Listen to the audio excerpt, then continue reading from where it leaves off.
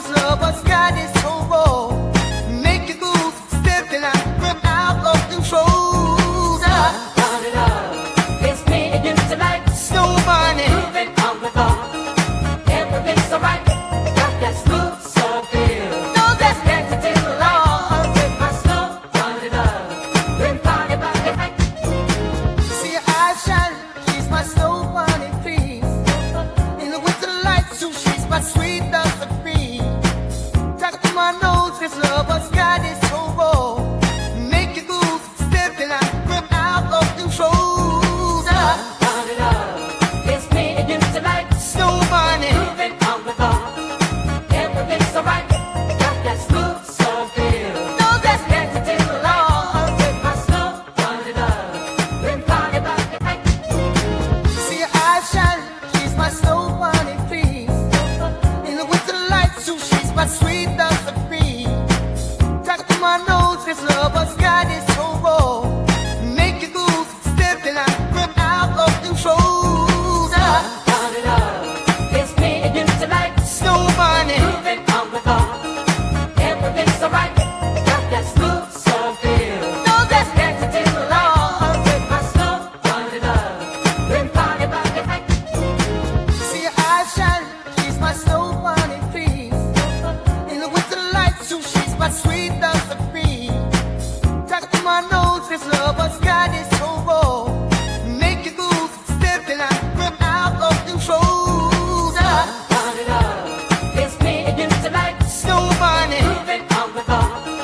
Everything's alright. Got that smooth soul feel. No, that's Connected to the light. With my snow. Run it up.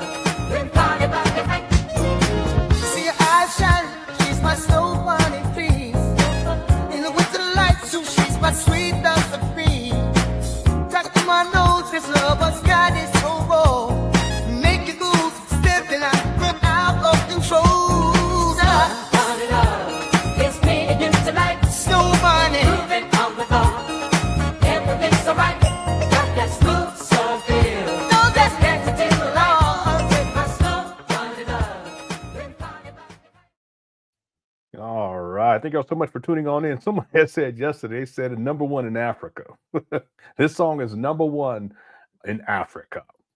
Thank you guys so much for tuning on in, Cookie Crush Chat. This is another, I guess you can say, a documentary prep session. I got to give it an official name. I haven't decided on the name quite yet. We did one yesterday. We're going to do one again today. And what I'm doing is I'm typing out notes. I have it's full. And some of these pages are back and front.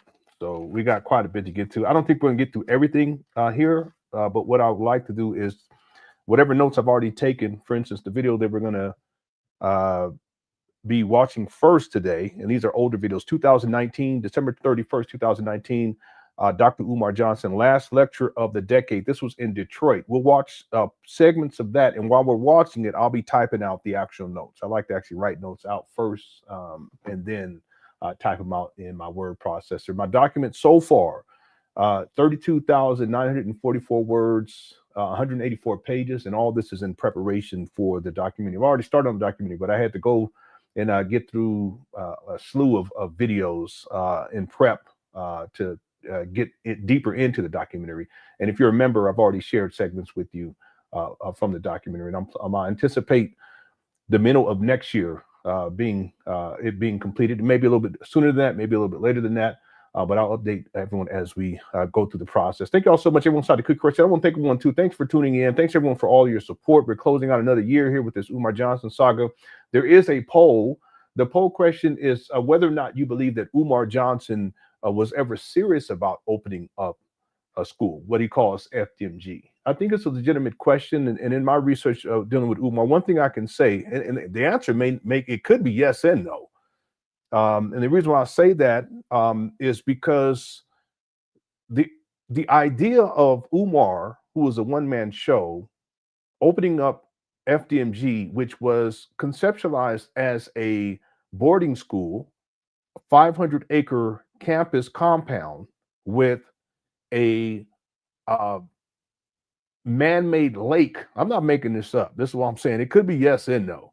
man-made river called FDMG surrounding this 500-acre complex, complete with two schools, a hospital, a zoo, a baseball field, a track and field facility, a NASA building, an aerospace building. I mean, the list goes on and on and on. To conceptualize something like that and to believe it, you have to be crazy. And I'm going to say it, you have to be batshit crazy. One-man show, no money, no job. This is in 2014. Umar hasn't worked a job based on my research since 2010. He can prove me wrong. I'd like to have those receipts so that I can update my information inside the documentary. Even though he pretends to still be a school psychologist in 2020. How is he a school psychologist? He doesn't have an office. Some school psychologists, they'll work in the actual school, but the point is he's traveling all over the world. He's over in Africa for weeks on end. He's over in Europe for when and where does he work? He doesn't work. He hasn't worked since 2010. He still pretends that he's a school psychologist. He still pretends that he's a principal. He still pretends that he's a vice principal. But what I'm saying is that someone who still pretends that is batshit crazy. And when you're dealing with people who are batshit crazy, the idea of opening up FDMG, this massive 500-acre compound, maybe to them, they believed that it was possible. And maybe in their mind, their delusional mind, they believed. And they felt as if they were going to accomplish this great feat. So then maybe the answer is yes. Maybe he was serious, but from a delusional, batshit crazy person. In their mind, they really felt like this was really going to pop off. You guys see my point here?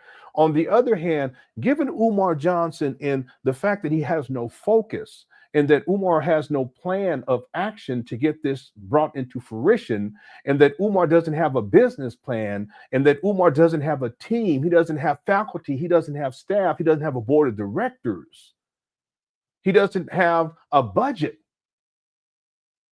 He doesn't have an itemized list on everything that needs to go into renovation project. Even prior to February of 2019, Umar had no plan of action. He just wanted money. The money was coming in. So in that sense, it's actually quite possible that Umar never intended on opening up a school. He was never serious about it, but he recognized that it was a money grab. And this shit's been going on for over a decade now. He conceptualized this in 2005. So in that sense, it's almost 2 decades. But in terms of St. Paul's College, it's over a decade. So there's a poll here today. I would want to encourage everyone to take the time to go ahead and vote.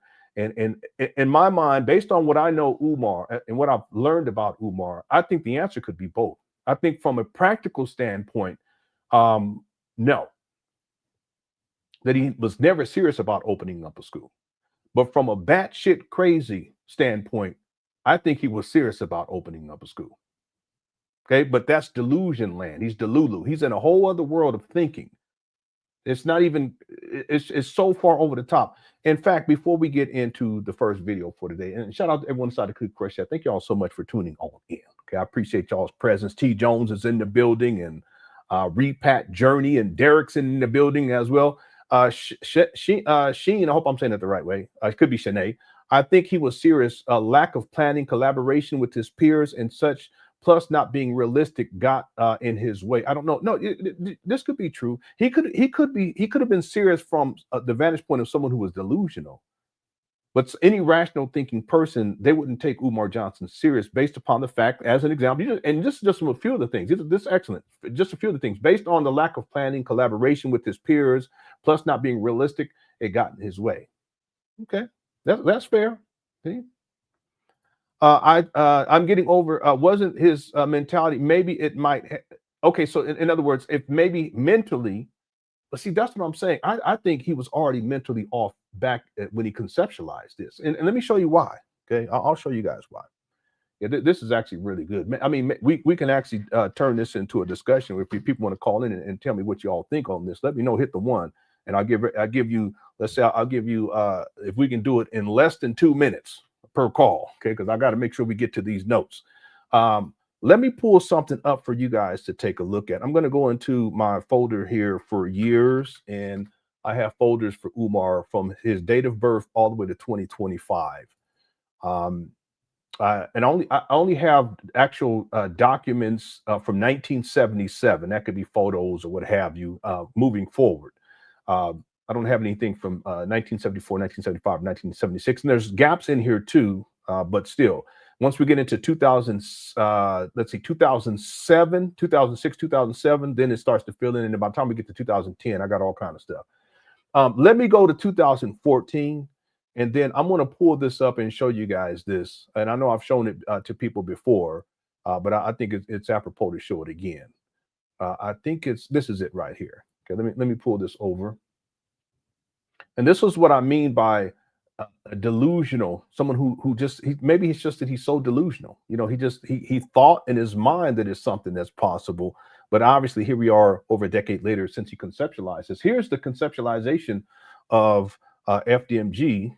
From 2014. This is prior to the St. Paul's College. This is prior to him starting to collect money for the St. Paul's College. And this is what I have here.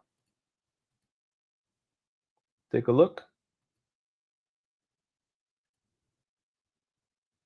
This is from March 26, 2014. This is the aerial view of preliminary Heaven on Earth, Frederick Douglass and Marcus Garvey, RBG Leadership Academy, 500-acre campus encircled by FDMG River in the shape of Mother Africa, Ancestors Park in the center of campus, dormitories, an airfield, athletic facilities, a farm, state-of-the-art music and theater production studio, greenhouse, zoo, community center, separate buildings for all 33 trade areas, and much more. And if you look on the actual graphic here, I mean, the type of stuff he has in here is incredible. There's a river that encircles this 500-acre compound. It's like a cult compound. That's really what this shit is. There's one way in and one way out, which is down here. That's the Welcome Center. And then these are the dormitories and visitor rooms. These are massive buildings right here. I've shown pictures. He had mock-ups of these as well. Massive. But here's the elementary school right here. This is the middle school. Again, this is another one of those massive buildings. These look like tennis courts or something like that. There's parking down here. There's roads all throughout here. There's a hospital and a health center. There's a science and tech. There's an engineering and architecture. There's a zoo and wildlife. Who's paying for all of this? Again, Umar doesn't even have a job in 2014. Okay, no money. I don't even know what that says. It says, all right, I guess that's the agriculture building, an animal study building, farming equipment building right here. There's a farmland, and I don't know what it says. That farmland something. I don't know what that. These look like soccer fields, maybe. I have no idea. There's a store here in the middle. These are some more of these massive dormitory buildings. This is a track and field facility right here. Culinary arts, special arts, business center, a union building. This is a baseball field. Event parking. Then here's the landing strip for airplanes, and I'm assuming helicopters. Aircraft Bay 1, Aircraft Bay 2, and an ATC tower. That's air traffic control tower. There's a political and government building, an aviation and NASA building, and a military building as well. So this is what Umar Johnson conceptualized prior to the St. Paul's College. So in this sense, something like this, and this is someone who doesn't have a team.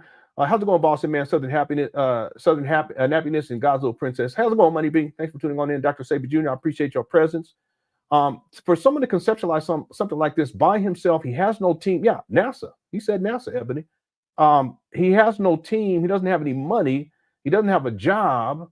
He has nothing. It's just Umar. This is coming from someone obviously who's delusional. So that's what I'm saying. It is quite possible that Umar was serious in his own deluded mind of doing something like this. But on the other hand, from a reality standpoint, it's just not feasible. And in that sense, he's batshit crazy. So he's not from a rational thinking person.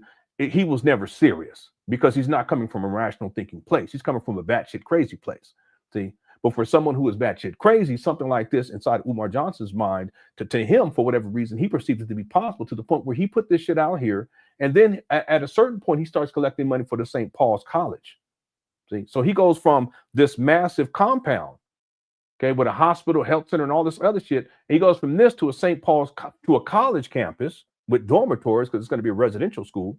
And then he goes from that to these trap vandals up there in Wilmington, Delaware. See, because reality starts to hit in. It's a compression of reality. See, the delusion is so grand and grand. This is narcissism too, so grand. But the reality starts to hit, and all of a sudden things start to kind of fizzle down, and it minimizes and minimizes. He St. Paul's College, which is still a massive undertaking for someone who doesn't have any money, doesn't have a job. It's him by himself. That's still delusional. But he doesn't raise the amount of money that he wanted to raise in order to put in a bid. He never put in a bid, even though he said that he did. He's such a scam. That's what I'm saying. In 2014, he was already on the scam train because he was lying back then. I have all the notes on that too. The types of lies he were coming up with to justify why he didn't get St. Paul's. Sometimes some of the lies contradict each other. Okay, we'll get into that in the documentary. But everything is compressed because reality tends to do that. It compress the delusions that people have over time. So then you go all the way down from this massive 500-acre compound, and you get down to St. Paul's College, and you get down to, I'm just looking for a regular day school. And then he settles on these abandoned buildings up there in Wilmington, Delaware. There are 3 buildings. Umar says 4. I have him on record saying that there's 5 buildings. Okay. Again, this guy, he's such a habitual liar. And so that's more compression. But then he says at a certain point, he says, we're not going to focus on the big building. What we're going to do is we're going to focus on these smaller buildings over here. So there's more compression. So now you got the small building, and then you got what he calls a small school, and then you have the small gym. More compression because reality's kicking in. And then at a certain point, you guys remember this in the timeline, Umar says, okay, we're just going to focus on this small gym. The reason why he's focusing on the small gym because he needed a place to stay. He was evicted in 2019. That's when, and because he couldn't stay at these trap banners because it gets too cold in the winter. Umar's already admitted that many times that he cannot, he physically, he can't deal with the winter. That's when he started living inside his mama's closet. I have all these receipts. I can back everything up that I say. And again, when I'm incorrect about something, I issue a retraction, which I did yesterday. Okay, and I go with where the research takes me. There was a time where I said this scam has only been going, well, not only, but it's been going on for a decade. Well, that's not true. As I've gone through these older videos, the research shows that he conceptualized basically 2005. He had the same type of scam going on in the UNIA where he was trying to get money. We covered this yesterday in order to do this renovation project on this building. Sounds familiar? And that's the same year, because they were going to kick him out anyway, but he puts in a resignation letter. You can find it online. That's when he conceptualized. I had the video where he states that he conceptualized FDMG in 2005. See?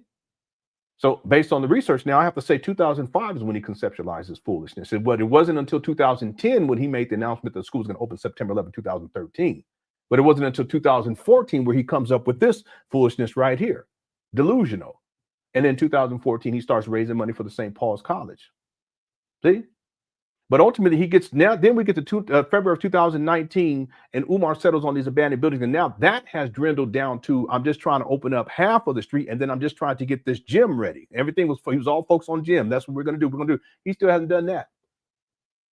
So almost 6 years later since he acquired these abandoned buildings. That's what I'm saying. Reality kicks in, and then all of these delusional dreams start to compress. And they get less and less and less and less. And then here we are here today. See, let me just check before we get to this first video. Let me see if I have, I don't think I have it in this folder. Okay, I have it in this folder. Let me just drop this on y'all real quick.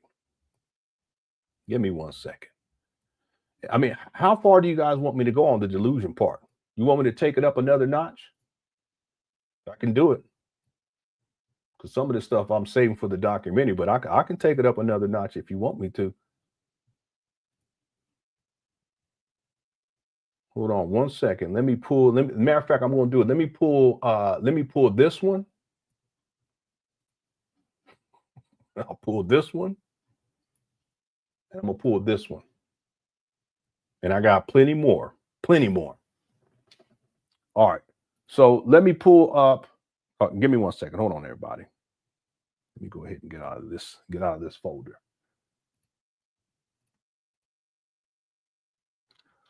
Okay, this is going to be from June. Hold on. The compound that I showed you is from March 26th, and we'll go in order. Hold on 1 second. Let me just get all this lined up. We go step by step. And then we'll get to the videos. And I'm not in any rush. I'm on vacation. Thank the Lord. I definitely needed it. Okay, this is March. So let's do this. This is March 26th and March 26th. Now, let's do this. We're going to do this step by step, one by one. Okay. So I just showed you guys this right here. This again is from March 26, 2014. This is before he started collecting money for the St. Paul's College school scam. Okay. You want me to take it real high? What's up, guys? What's up, KKC? Shout out to KKC. One OGs. Black Anonymous, I got your email and I emailed the person that you were talking about. I just haven't heard back from, but as soon as I do, I'll let you know.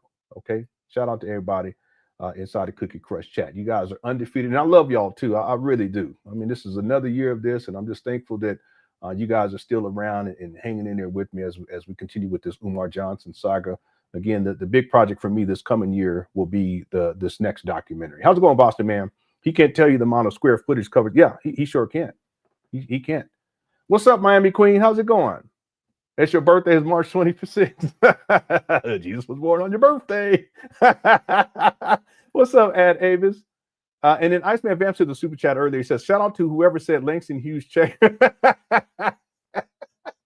Yeah. What else is Umar going to have in here? He's going to have the Langston Hughes check cashing. What would they call that, though? Check cashing building? I don't know. Umar, he's so out there. It reminds me of when, and we're going to do that video in February. We should be doing it like now because that's where I'm at inside this timeline, February of 2019, because I'm into 2019 in my research. But we're going to wait to the anniversary. It'll be 6 years, Iceman Vamp, in February 9th, I believe. It could be 7th. I think it's February 9th, where Umar made the school announcement. And then he was talking about how they were going to have a Black conscious vegan sports bar. This is in addition to he's to say he wants to find a building to do this. But what are you talking about? You need to get these trap bandos up to code and all this to get renovation done. But he had all these other fanciful ideas, again, delusional. But he was talking about a Black vegan sports bar. And he started saying, yeah, we're going to have the Malcolm X chocolate cheesecake, and we're going to have the Langston Hughes chili cheese fries. I mean, he was just talking crazy. So, but his mind works like that. In his own deluded mind, he comes up with some of the most fanciful stuff. And I told people, and then I want to go through this real quick. But I told people that whenever you hear Umar say things that are so outlandish and ridiculous, that's coming from him. It's his own imagination. Whenever you hear Umar says things that kind of sounds like it's possible, but it's still far-fetched because, basically he's a lazy bum. He's not going to do anything. He never gets anything done. This is a statement of fact. Umar Johnson followers, you can't put down a list of 10 things that Umar has done that's tangible outside of her, and running his mouth isn't even tangible. So let's throw that shit out of the thing. I don't want to hear he said this, he said that, and he did this, and I like when he said. I don't want to hear all that shit. Okay, I'm talking about something that is tangible and real. Give me a list of 10 things. You can't do it. You can't even come up with 5. I can't even come up with 5 now, and I don't want to hear about no parties, no block parties either, because that's not tangible. That was just for the old Black people. They ain't got nothing to do with helping no kids. Okay, now, let me stop. I'm going off. The point is that when Umar says things that are really, really outlandish, that are delusional, that's coming from him.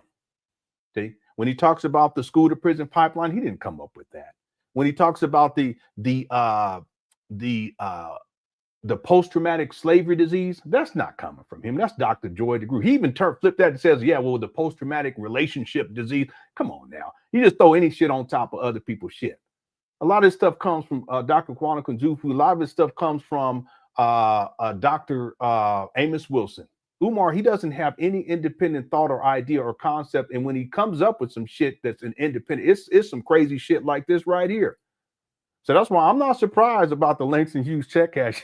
I don't know what we would call that. The Langston Hughes, I don't know. Thanks, Iceman Vamp, for the super chat. Okay, and Happy New Year as we get into this new year. The Martin Luther Burger King Ray Charles rotisserie chicken dinner combo. I mean, he was coming up with some of the most ridiculous Stevie Wonder Subway sandwich. All right. Okay, let's not get carried away. All right, so let's do this real quick. This is going to take like 5 minutes or less. So here, this is from March 26, 2014, this conceptualization of this massive 500-acre compound. It's really a cult compound because that's really what Umar wants. But here is from March 26, 2014. He posts this March 26. He posts this March 26. And look at what he's talking about here. This is back in 2014. Top 30 shockumentary volunteer states in order: California, Pennsylvania, Georgia, New York, Massachusetts, Florida. And you can see more if you click on that right there. okay, which is really it's irrelevant because this is all delusional land too. Race First Films in association with Prince of Pan-Africanism publishing psychoacademic war against Black boys. It's a documentary coming to a theater near you. Look what it says. Fall of 2014. So the same year that he posted this was a year that this was supposed to premiere. This shit still hasn't premiered, and he was collecting money for this. See what I'm saying about the delusional? Okay, he doesn't have a team, he doesn't have a budget, he doesn't have a script writer, he doesn't have anything. This is just Umar coming up with shit to get money out of people. This still does not exist to this day. Yeah, it is. This is a bunch of bull jive. That's what we used to call it back in the day. If you older, he's a bull jiver. He's a jive turkey. That's what we used to call it. The older people used to call it. Old people. How's it going, Barry? Thanks for tuning on in. Okay, the Hattie McDaniel's hash browns. Here we go. Yeah. So this is the same day he posts this. This still has not actually taken place. He hasn't finished this. He was asking for money for this about, what was it, 2.5 years ago. Still asking money for this, but it was supposed to premiere in 2014. I have the video where he first mentions this too, by the way. It wasn't in 2014 though. It was before this. But again, the same day he's talking about this. He's talking about this. But now watch this. This is June 7, 2014. This is after Umar starts raising money for the St. Paul's College. So you guys see how this timeline kind of fills in here. FDMG Future Redemption Campus dormitory photos. Aerial, this link is no longer active too right here. Aerial, vertical, and lobby photos. This is a long-term facility transformation plan after we acquire St. Paul's College, as we will eventually need more dorm space than currently available. Please make a donation today. So conceptually, what Umar is suggesting is that when they purchase St. Paul's, which is a college campus, ultimately they're going to turn it into this. And they're going to need dormitories. They're going to need to build dormitories because St. Paul's isn't going to be able to accommodate, I guess, all these fanciful students, fairy tale students are going to be attending. Okay. So when he's saying that we need to, this is an aerial vertical view, this is the lobby of one of these buildings that he's going to be building on St. Paul's after he acquires St. Paul's, but ultimately he's going to transform St. Paul's into this. This is how delusional this guy is. And this is one of the renderings of one of those buildings. This is a dormitory building. You also call it, when people come to visit, they'll stay in this. But look how massive this is. And see, not only is this massive in and of itself, Umar, his delusional mind, see this right here? Look here. You see where the cursor is down here? This is one of those buildings, just one. Here's another one. Here's another one. Here's another one. Here's another one. Here's another one. And here's another one. 1, 2, 3, 4, 5, 6, 7 of these. There are 7 of these that he's talking about. Does this sound like someone who is a rational thinking person or someone who's batshit crazy? He's batshit crazy. See, I can't even wager to guess how much just one of these would cost to build. And then on top of that, he's going to have 7 of them. And he's going to have a baseball field. He's going to have a track and field facility. He's going to have a zoo. He's going to have a hospital. This is a $1 billion project easy. A $1 billion project easy. Elementary school, middle school. Yeah, that's what it is. It's pipe dreams. And there's people who believed in this shit back in 2014, and there's people who still believe in this shit today.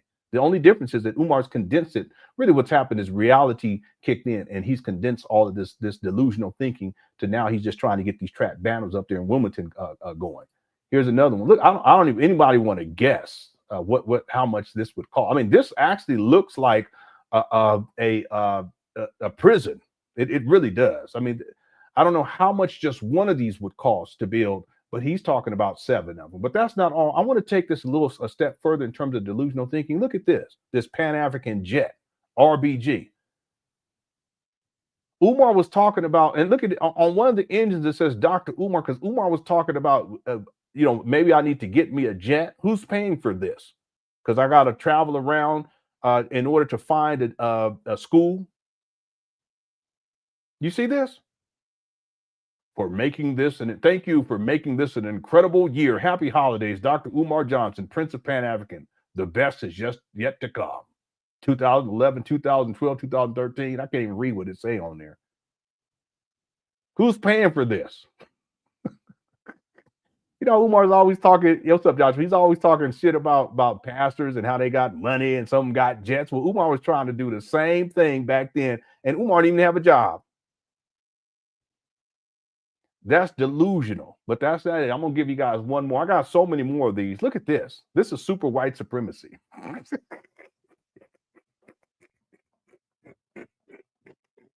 I don't mean I don't mean to laugh, but this is super white supremacy. Umar's been talking about this comic book shit for I don't know how long, and he's gonna be fighting against this white man who's this super white supremacy guy. That's what Umar was talking about. And it's the comic book still ain't came out. Do I need to take this one? Let me just take this one step, just one more step forward. Hold on one second, everyone. I'm going to just take it one more step forward. One more. One more. Hold on one second. This guy, Umar, he's so out there. Hold on one second. Let me find this. And it can't be white supremacy. It has to be super white supremacy because Umar, he has to exaggerate everything. Let me get into this other folder right quick. Hold on one second. Because he had a couple of these things. I said something wrong with this guy. I don't know what in the world is this guy.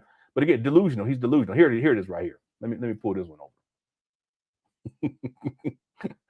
I got so much more too I can show y'all because I got I'm gonna show you one other one too. I think I showed this to members already, but I'm gonna show you all this one too. Matter of fact, I'm gonna stop there because I was gonna show this other one. Well, I'm gonna show this one too. I'm just gonna show this. I'm gonna show this other one too. Hold on one second. Y'all give me 1 second. Let me pull this one over too. Okay. Let me zoom in on this. This guy, Umar, he's something else. It amazes me that people still buy into this foolishness.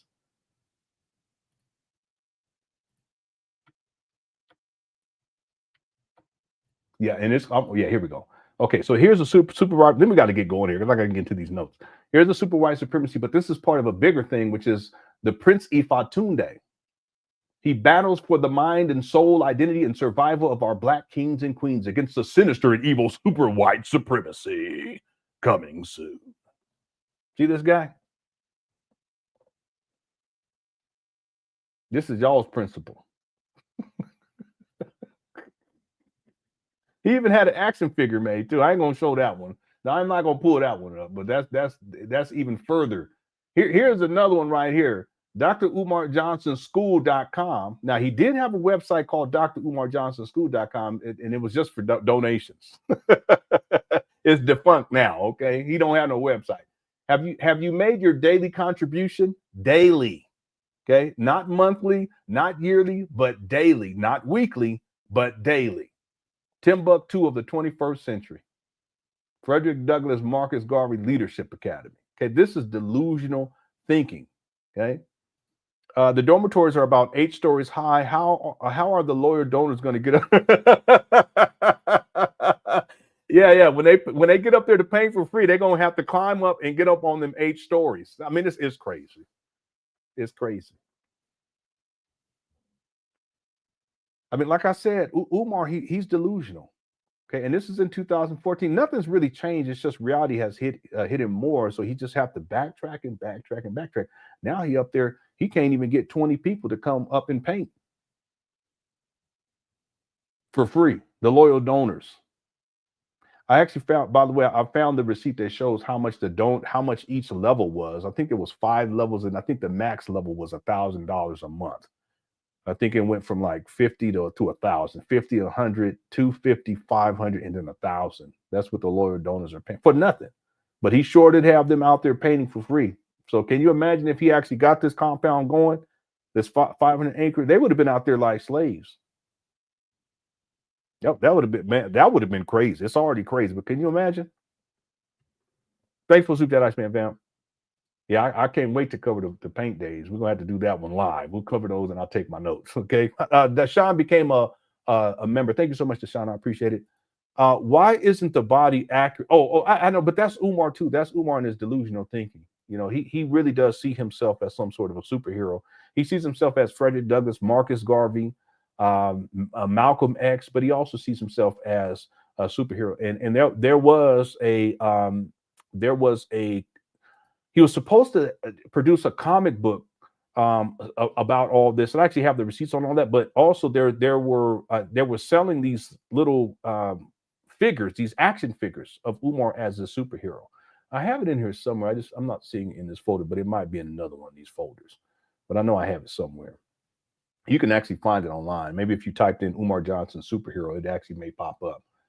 But that's not it. There's one more I want to show y'all, and this is when Umar was really trying to push to get donations, and in a short period of time. And this is Umar, the superhero, Homeland Security versus Umar.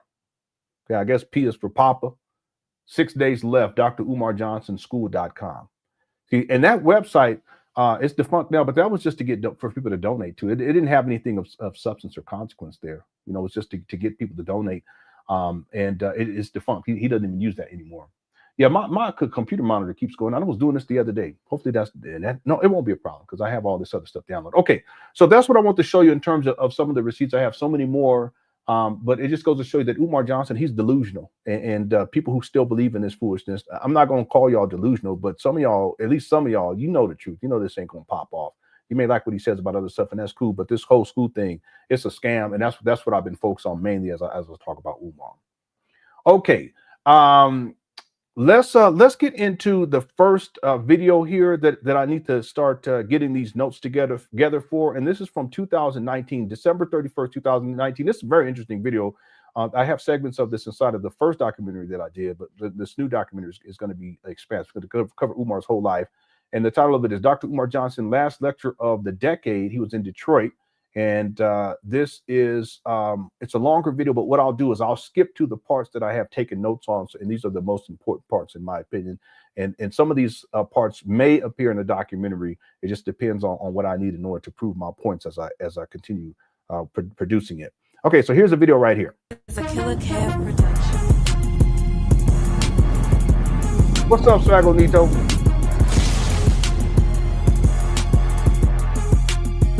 Oh, I didn't even see it. Thank you, guys, little princess. That's okay. Of African American. That's why I told Umar Johnson. A lot of Umar Johnson fans are mad because of the snow bunny. Matter of fact, just to hear. See, I shine, she's my snow bunny. Am I being petty? Let's see them snow bunnies. Okay? We need the snow bunnies to Kwame. I'm being petty. I shouldn't do this. But it's okay. Make you move, stepping out of control. Snow bunny. Moving on the ball. Everything's so right. Got that smooth, so feel. No, that's Dancing till the light. With my snow bunny love. Been party by the night. see her eyes shine. She's my snow bunny queen. In the winter light, so she's my sweet love supreme. Talk to my nose, this lover's got is so raw. Make you move, stepping out of control. Snow bunny. Moving on the ball. Everything's so right. Got that smooth, so feel. No, that's Dancing till the light. With my snow bunny love. Been party by the night. see her eyes shine. She's my snow bunny queen. In the winter light, so she's my sweet love supreme. Talk to my nose, this lover's got is so raw. Make you move, stepping out of control. Snow bunny. Moving on the ball.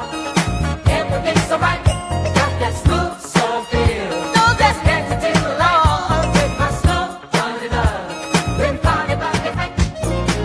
see her eyes shine. She's my snow bunny queen. In the winter light, so she's my sweet love supreme. Talk to my nose, this lover's got is so raw. Make you move, stepping out of control. Snow bunny. Moving on the ball. Everything's so right. Got that smooth, so feel. No, that's Dancing till the light. With my snow bunny love. Been party by the night. see her eyes shine. She's my snow bunny queen. In the winter light, so she's my sweet love supreme. Talk to my nose, this lover's got is so raw. Make you move, stepping out of control.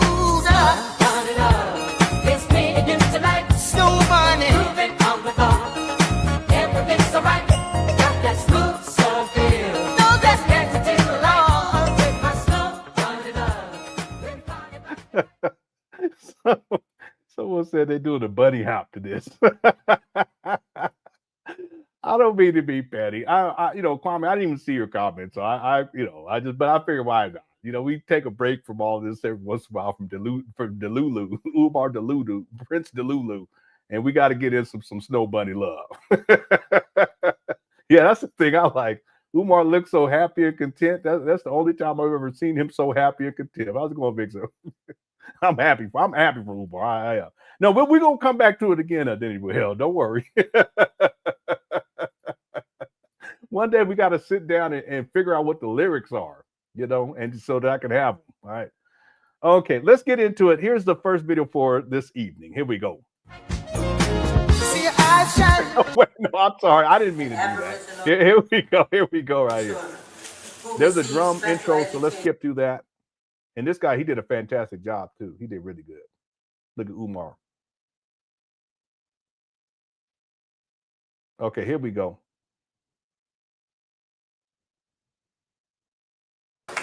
Now, without And let me start on these notes. Codes, here is Dr. Umar Johnson. Yeah, let me know if my typing is too loud. I'll mute my microphone.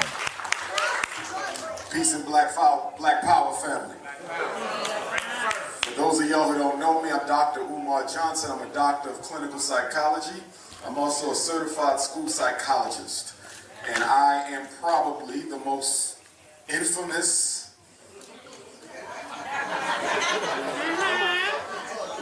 but I don't mind that.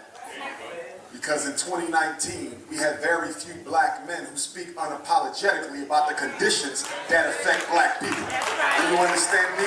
Especially those of us who have the degrees. It seems like the more degrees we get, the more cowardice we pick up. So tonight, brothers and sisters, I want to talk. Yeah, is my typing too loud? Let me know. Talk about what we need to do to liberate ourselves. And the first thing I want to do is I want to be very, very clear in stating that there will be no other revolution for black people. Not an economic one, not a social one, not an intellectual one, not a political one, until there is first a psychological revolution. It is the mind of African people that needs to be repaired more than anything else. Once you repair the mind of African people, you automatically repair everything else. See, people always ask the question. When I go to forums, they say, well, we're tired of talking about the problem. We want to talk about the solution. Well, the reason why you can't get to the solution is because you don't want to accept the reality that every Negro in America is half African and half European at the same time. The European is as much in us as he is around us. By the way, genetically speaking, African Americans, we're comprised of European ancestry and African ancestry, and some of us other ancestry too. But Umar doesn't want to admit that. He don't want to talk nothing about his great grandfather Cicero, who was a white Cuban. But we ain't gonna get to that right now. Until you crucify the coon that lives in you. That's right. Until you crucify the coon that lives in you, there will be no liberation for us. And as a psychologist, I can tell you that not every African is going along with us for the freedom struggle. Just like in any war, you have physical casualties. Some people die. Well, guess what? In this war, you have psychological casualties. Some Negroes are so far gone that they're no good for nobody. So let me be the first to tell you, I'm not trying to save every Negro in Detroit. See, one of the things I've noticed about, and it's not just Umar, and it's a problem with these so-called black leaders, is the manner in which they talk about black people is so demeaning. You guys notice this? I think this is one of the big takeaways, I think, in my research, one of the big takeaways in my research of Umar Johnson. And I can see the correlation to other, because I've seen pastors do it too. Marcus Garvey did it too, because Marcus Garvey, he suggested the same thing. A lot of the shit Umar be saying, he just be taking it from Marcus Garvey, about how not all Negroes are useful, you know, and some are just useless. This type of talk, but it's so demeaning towards black people. It's a problem. I don't know where that comes from exactly, why it's acceptable. But you hear that a lot, and Umar does it a whole lot. He says a lot of things that are very disrespectful. And the way that I look at it is that if you flipped it around and you had a white person say those same things about black people, then black people, some black people at least, would be like, they would be an outrage. Like, this guy's completely racist. But Umar says it, and Marcus Garvey had a similar mentality. I have to admit, because you can actually listen to some of there's not many of them, but you can find some of them online. It's audio only, and you hear how he talks about black people, Negroes, as it were.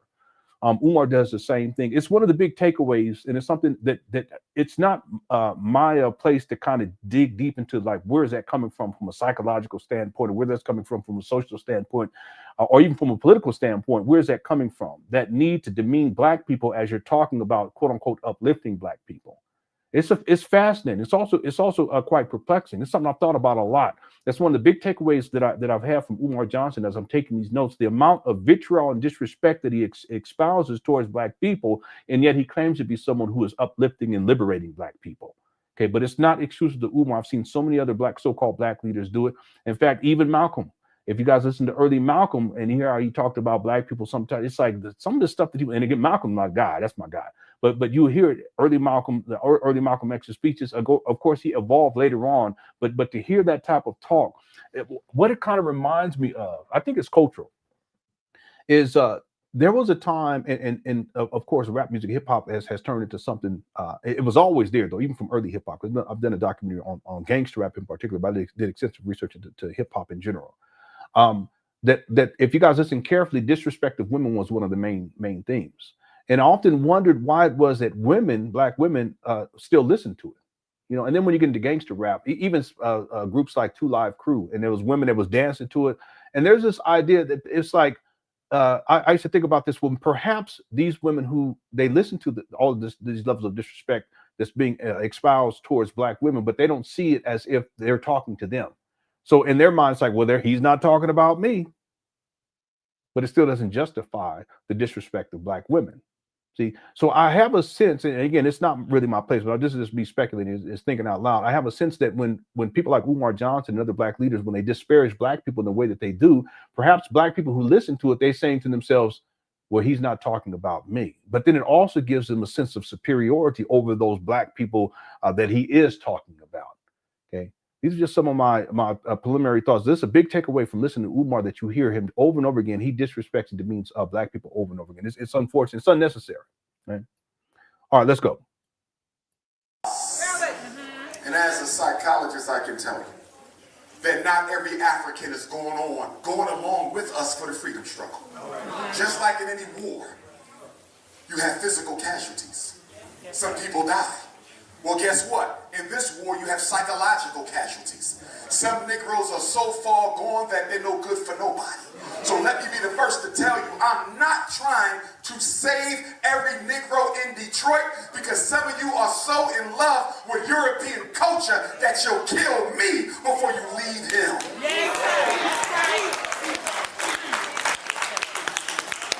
Because as revolutionary as Detroit is, you still got Negroes with a white Jesus on their wall at home. We always think bring this up. We don't always Jesus bring in it up. Big Rapids and Grand Rapids and Kalamazoo and Flint and right here in Detroit. And why is it we don't want to give up the white Jesus? Because we were inculcated for 400 years to believe that in order for us to solve our problems, it requires European participation. That's why every time you watch a black movie in Hollywood, we're always being saved by white folks. We can never save ourselves. You all saw the Black Panther movie. Even in the Black Panther movie, the real hero was a white CIA agent by the name of Ross, who jumped in front of T'Challa's sister and took a bullet for a black man. What CIA agent do you know has ever taken a bullet for a black woman? But let's stay with the Panther movie for one moment, because you got to recognize. Well, let me skip through, because he loved talking about movies, because he liked them superhero movies. He'd be like, yeah, they talking about me. They try to hire me on for that one. Yeah, okay, Umar. He's so delusional. He has to be the center of attention. Yeah, they was going to hire me to be in the Black Panther. They took my own words from my speech. Umar, if you don't cut it out, you big goofy. Okay, this part right here is important. This is the 26 minute and 20-second mark, because he talks about how he's working in schools, but this is a lie. The way that I code this in my notes is I'll write what he says, what he's talking about, and then I'll put past, not present, because Umar actually lives in the past when he says things like, I'm a school psychologist, I'm a school principal, I'm a school vice principal. None of that is true. He'll say he's a therapist. He's never been a therapist. This is the shit he just comes up with. He's a delusional. But the way that I mark it off in my notes is I'll say whatever it is that he's saying. Like, I work in the schools. This would be in 2019. He was not working in the schools. Again, like I said, last time I have him on record actually working in the school system was back in 2010. Okay. He was specifically working in the Philadelphia school district. I have that inside of my timeline. I do have to go and pin down when it was exactly that he worked in the comparative charter school. So that may extend 2010 to 2011, 2012. But the point is that this video, 2019, by this time, Umar, he had been unemployed for at least 8 years, 7 or 8 years, at least. Okay. But listen to what he says here. Black men, $3 billion on Timberlands every year. And we want to go cry and talk about how the white woman is miseducating black kids. Yeah, it's true. I work in the schools.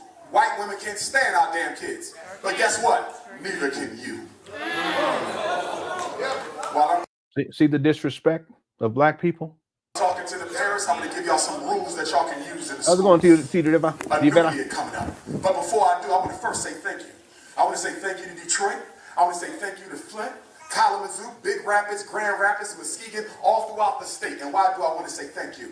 Because 5 years ago, we started raising money to purchase a school. And we finally purchased that school in February of this year. And we don't have one school. We got 2 schools in Wilmington, Delaware. So thank you, Black Michigan.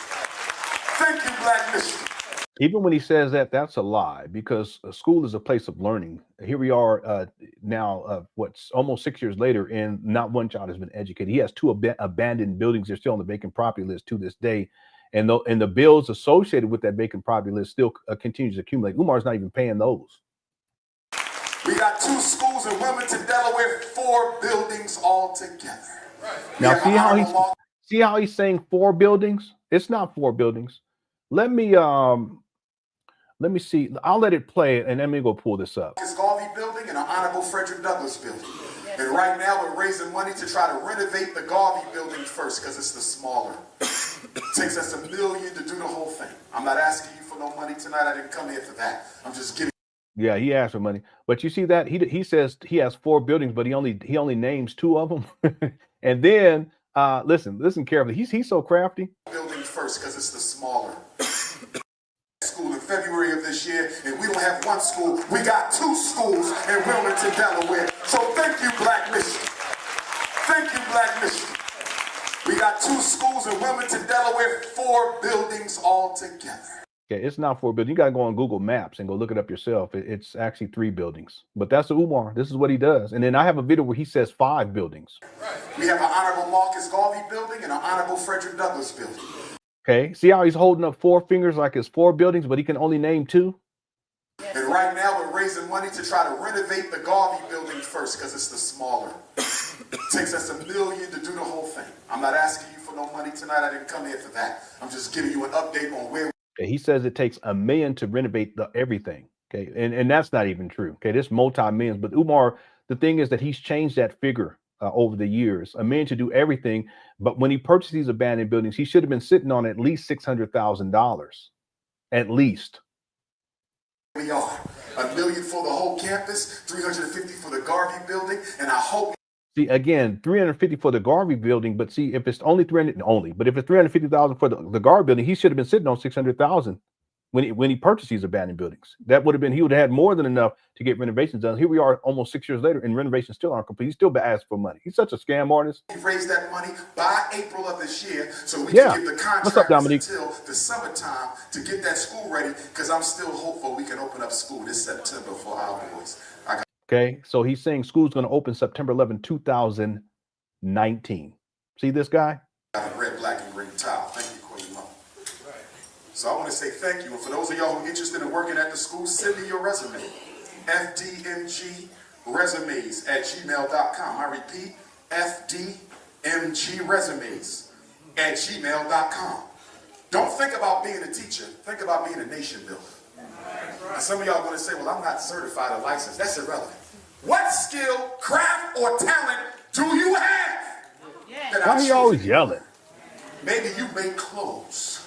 Maybe you create crafts. Maybe you build websites. Maybe you do documentaries. Maybe you grow food. See how he says that the teachers don't have to be certified?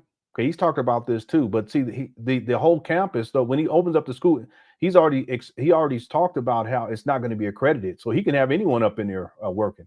Pookie, Ray, all them. The FDMG Academy is for the sole purpose of raising unapologetically African alpha males who are masters in nation building. That's why we opened this school. What do we want to teach at FDMG?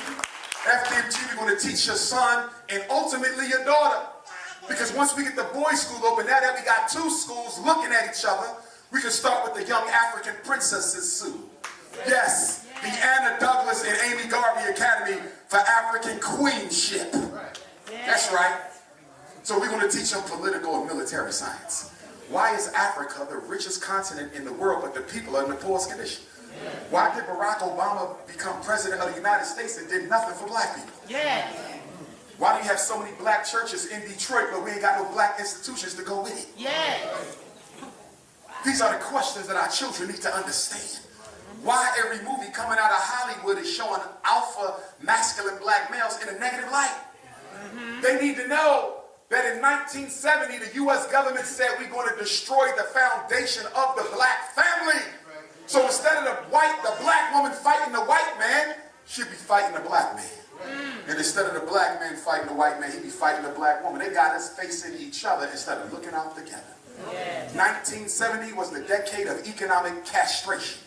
1980 was the decade of the CIA's drug epidemic. So in the 70s, they took all the jobs out of Detroit. And then in the 80s, they dropped off the crack. So you can either smoke. All right, real quick, let me show you guys. We were talking about the number of buildings. Here's a screenshot. It just goes to show you, Umar, he's a habitual liar because he wants to make it seem like, you know, he got such a great deal by purchasing these abandoned buildings in Wilmington, Delaware, almost 6 years ago. It's crazy that 6 years. But he says that they have 4 buildings. I have him also on record saying 5 buildings. I don't know if I have that. No, it should be in these notes at some point, but I don't know if we're going to get to that during this live stream. But I'll share it with people. It'll be in a documentary for sure. I just goes to show you he's a habitual liar. Here's a screenshot of these abandoned buildings in Wilmington, Delaware from Google Maps. You guys see this? How many buildings are there? Here's 1, here's 2, and here's 3. But Umar says 4. And the idea for Umar, and he says 5 too. The 4th building in Umar's delusional scamming ass mind, I should say it that way, but man, this guy's such a liar. The 4th building here would be this gym that's attached to this building. This isn't a separate building. It's all connected. That's one building. You see what I'm saying? This over here would be the 2nd building. This would be the 3rd building. Okay, 1, 2, 3. But Umar says 1, 2, 3, and 4. But then he also says 5, which would be this storage. It's like a little storage area. He painted the door RBG. This is what he would call the 4th building. The 5th building. See? But really, it's 3. There's 1, 2, 3, and that's okay. See, but Umar has to make it into something totally different. But that's what he does. That's what scam artists do. They oversell shit. They misrepresent shit, and that's what he does from the beginning. There's 3 buildings up there, Umar. There's not 4. There's not 5. So stop. This guy lies so much, and it's so unnecessary. Okay. Out of oppression, or you can try to sell the drugs to feed your family. Either way, it's going to lead you to jail. And so then what did racism give us in 1990? So 1970 economic castration. I'm going to skip through 36-minute mark. This is narcissism, because I always point this out, because there'll be a segment in the documentary where I just I'll explain what narcissism is, and then I'll give examples of Umar engaged in narcissistic types of behavior. And he does that quite a bit. Have learning disabilities. They have lazy disabilities. Yeah, this is the disrespect of black children right here. Okay, he does this a lot. Matter of fact, I need to note that in here. Disrespect of black children. And this would be, because he said this many times, basically the children are lazy. You're black children. Meanwhile, he's a deadbeat. Black children are lazy. And then there's people that, yep. I don't get that. Black people, we got to do better than that. I think he counts outside as a building because Yeah, but what part of the outside, Ike? Is it you know, the I don't know what would be the outside part though. Maybe where he says that they're gonna have a but not a farm. He didn't say that. No, he did. No, he said he was gonna buy a farm somewhere else, but he said it was gonna be a garden. Maybe he's referring to the garden. Okay, he said all of it. Okay, fair enough. All right, thanks for the super chat, man. Umar, he's a trip, and it's so unnecessary. Like, there's really no legitimate reason why he has to lie about that, but he lies so much. All right, thanks for super chat. Yeah, my other monitor keeps restarting for some reason. Maybe I need to get a new one. But it won't be a problem because I'm actually playing these videos from my hard drive, not from the other screen. But when I do a screen share, it may cut out, but I'll let you guys know in advance if it's a problem. Again, thanks, Ike, for super chat. I appreciate it. Okay, all right, here we go. You talking to the greatest certified school psychologist in American history. I'm See this? This is what you call narcissism, delusions of grandeur. untouchable. Your child ain't got a learning disability. He got a lazy disability. If it was up to me, we wouldn't diagnose kids. We'd diagnose the homes they come from. Disrespect. And then the parents, I mean, the people in there, they cheer. This is a problem in the Black community. It's a cultural thing. I mean, these speakers and these so-called Black leaders, they talk so much shit and they talk down to Black people like they're so much inferior to them. And then people in the audience, they just eat it up like they're better than everybody else. You see what I'm saying? This is something I don't get this. I have not figured this out quite yet. It's not really my place. I don't know who could figure this shit out. It has to be. There's something with this. There's something going on with this. But the Umar, the narcissism. I'm the greatest school psych, and he's not even working as a school psychologist in 2019. When I'm in these schools fighting for your children, because that's what I do. See, I walk my walk. I walk mine. I don't sit on YouTube making videos all damn day. I got too much work to do. When I'm in school, when have you guys seen Umar do any work outside of painting? Anyway. Fighting for our kids, most of the time, I'm not fighting white folks, I'm fighting Negroes. Negroes. Because you want your son in special ed with that IEP. You want your son in special ed with that IEP, incarceration education program, so you can get that SSI check. That's right. The white folks don't mess with me. They see me come on, here he comes, just let him do what he's gonna do. You're the ones who be upset. I disagree with you, Dr. Johnson. I really think my son got a reading disability. Really? Let's go to your house and see how many books is in there. See this? How many books in that house? Better yet, how many books was on your Christmas list? Huh? A whole lot of Air Jordans, a whole lot of weaves, a whole lot of cell phones, a whole lot of tablets, no books. If I go in your house, Negro parent, and you ain't got a dictionary, thesaurus, and complete set of encyclopedia from A to Z, then you ain't on your job. That's right. That's right, brother. Yeah, but Umar, this was in 2019. It still applies today in 2024, going to 2025. There's something that's called the internet, and there's digital copies of all of these so-called books that are. And I had a thesaurus back in 1993, but I can just go online and save time. I have to go find the book and look it up. I just go on to thesaurus.com and then type in what I'm looking for, and that's it. But not Umar. He's so antiquated.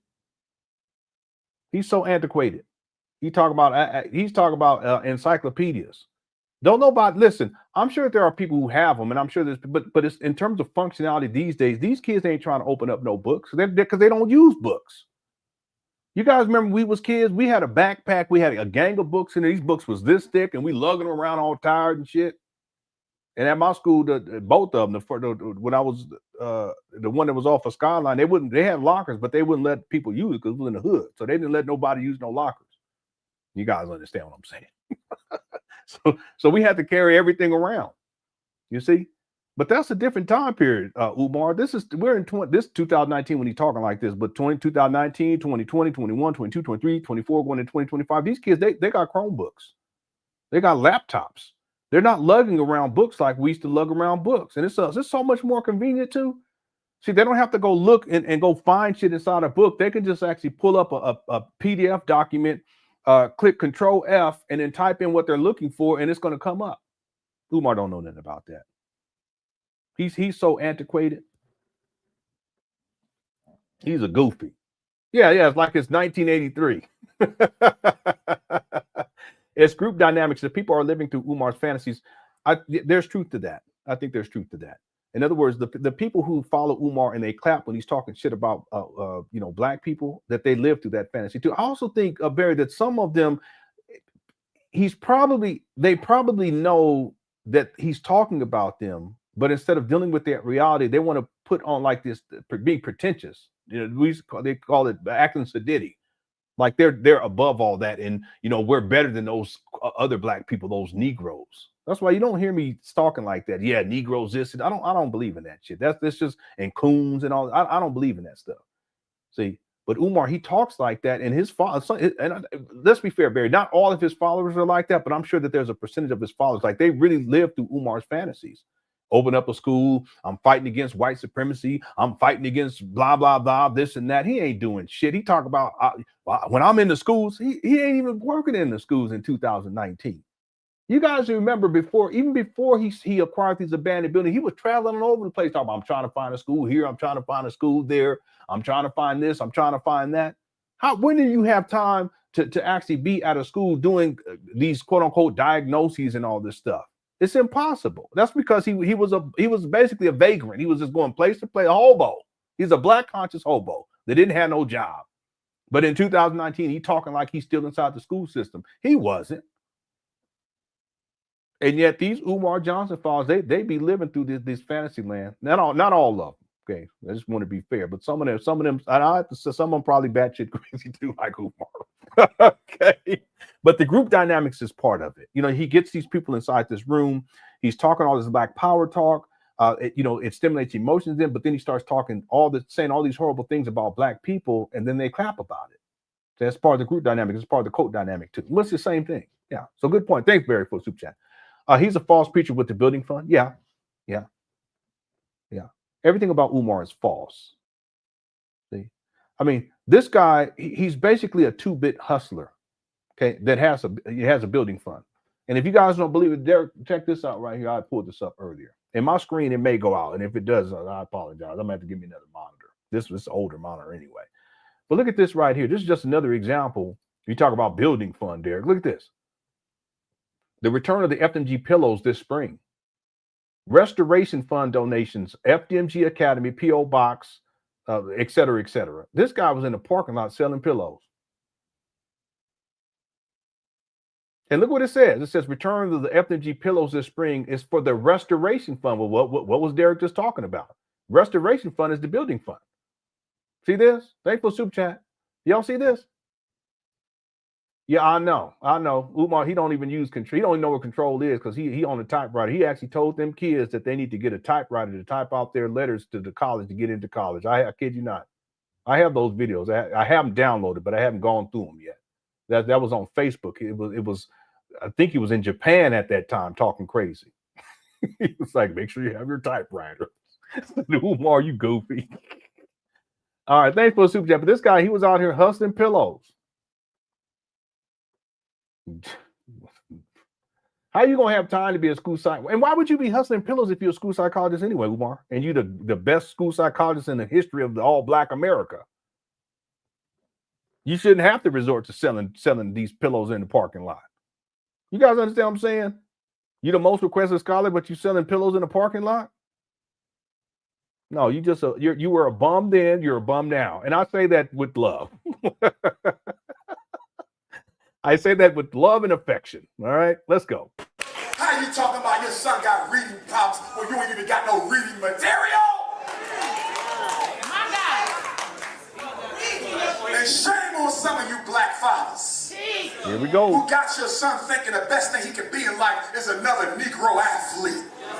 We don't need another Negro football player. We got enough of them. Yes, sir. Lord knows I don't want to see another Charles Barkley as long as I live.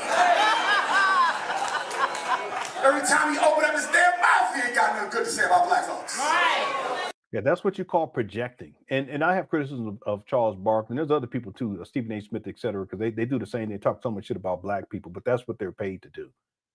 See, they're paid for that.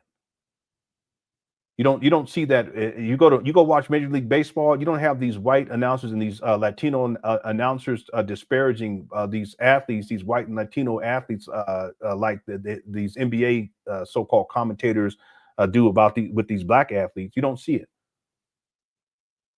It's fascinating. If you guys really go look at this, same thing in football. You do see it though from people like Stephen A. Smith, et cetera, but you don't see these white sportscasters, et cetera, demeaning and degrading these white football players. They just don't do it.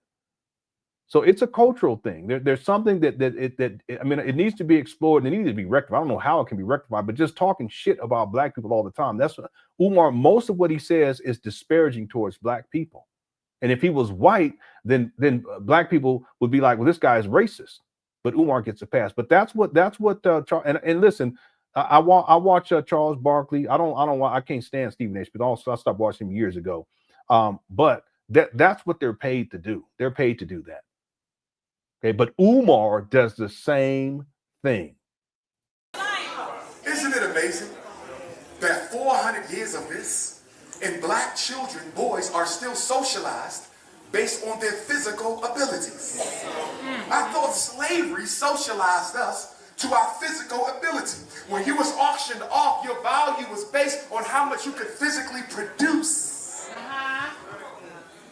How is that any different for LeBron James, who I love and respect, by the way? He does some good things. But is his value in this world? Listen, Umar, this is a false equivalency. I'm so tired of these black conscious people speaking as if we're still in slavery. It's so ridiculous. I mean, what LeBron James, I think he's making what, like $35 million a year or something like that, or is it 25 million, something like that. He's making crazy money, and that's not even considering the endorsements. LeBron James is going to be a billionaire, okay? But Umar is trying to act like, listen, he's a slave. Yeah, that's what I'm saying. Slaves didn't get paid, and all kinds of other shit that they had to go through. But this is this black power, black conscious talk. It's a bunch of foolishness. It's called a false equivalency. Umar does this all the time. Not determined by how much he can physically produce. Look at I don't know. athletes. I don't know if he's a billionaire yet, but he's close. He will be there at some point. I do know that. Their value is determined by how much they can physically produce. So how is that any different from slavery? You would say because they're getting paid. And then I would ask you, does power equal money? I know it's ridiculous. Bill Cosby wouldn't be rotting in a Philadelphia jail. So here he goes defending. He always defends the abusers. See, but if they're not abusers, he'll go in on them. Lewis X says poverty pimping not only brainwashes the person into perpetual victimhood for financial gain, it also creates an avenue for followers to use victimhood as an excuse to duck personal accountability. Yeah, I totally agree with this. I used to get a lot of flack from people because I was down and out too, and it wasn't that long ago. What, 6-7 years ago, something like that.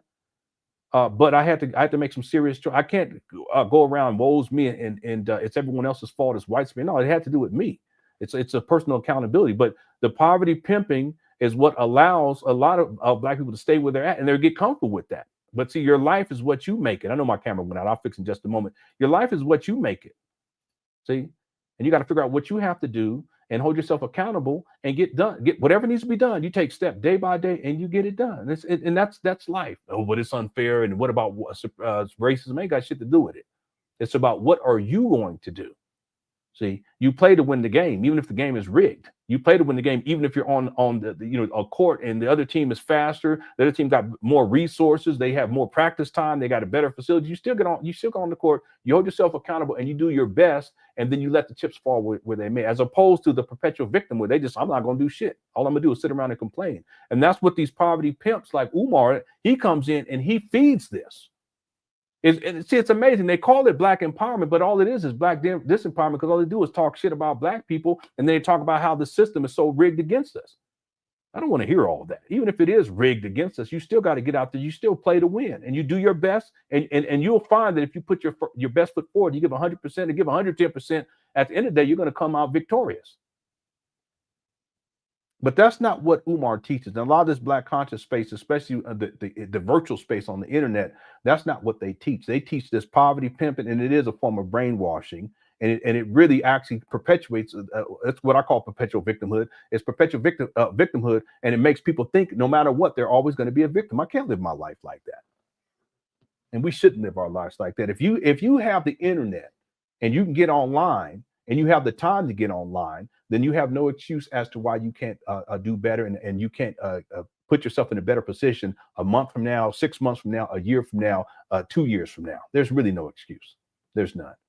See, there was a time when we didn't have access to the internet. And you guys remember that? We couldn't pull up information and get resources here and resources there. See, it was a whole different time, but I'm not saying that the playing field is even. I'm saying that it's more competitive than it was, let's say, in slavery. Even though these poverty pimps, they try to equate stuff with it's a false equivalency. It's not the same. Okay, and I'm not here to go off on this topic, but it's so true. They call it black empowerment, and we're going to liberate black people, but in essence, what's really taking place is just poverty pimping. And then perpetual victimhood, and then you get black people stuck where they're at, and then they think that somehow they're conscious. They think that somehow that we're fighting against white supremacy, and they think that somehow we're liberating. No, it ain't none of that going on. That's called brainwashing. Okay, you got to get up off your ass and get things done, which is exactly what Umar is not doing. And that's not done. That's why we about real quick, that's why we about to go to 6 years since Umar acquired these abandoned buildings, and not one black child has been educated. And what does Umar do? He gives excuse after excuse as to why he couldn't get it done. Well, that's perpetual victimhood. And then, of course, the narcissism, no personal accountability. Umar never holds himself accountable for all of his failures. See, you never win like that. You never win in life like that. Thanks for the super chat, Lewis. I don't mean to go off, but it's so true.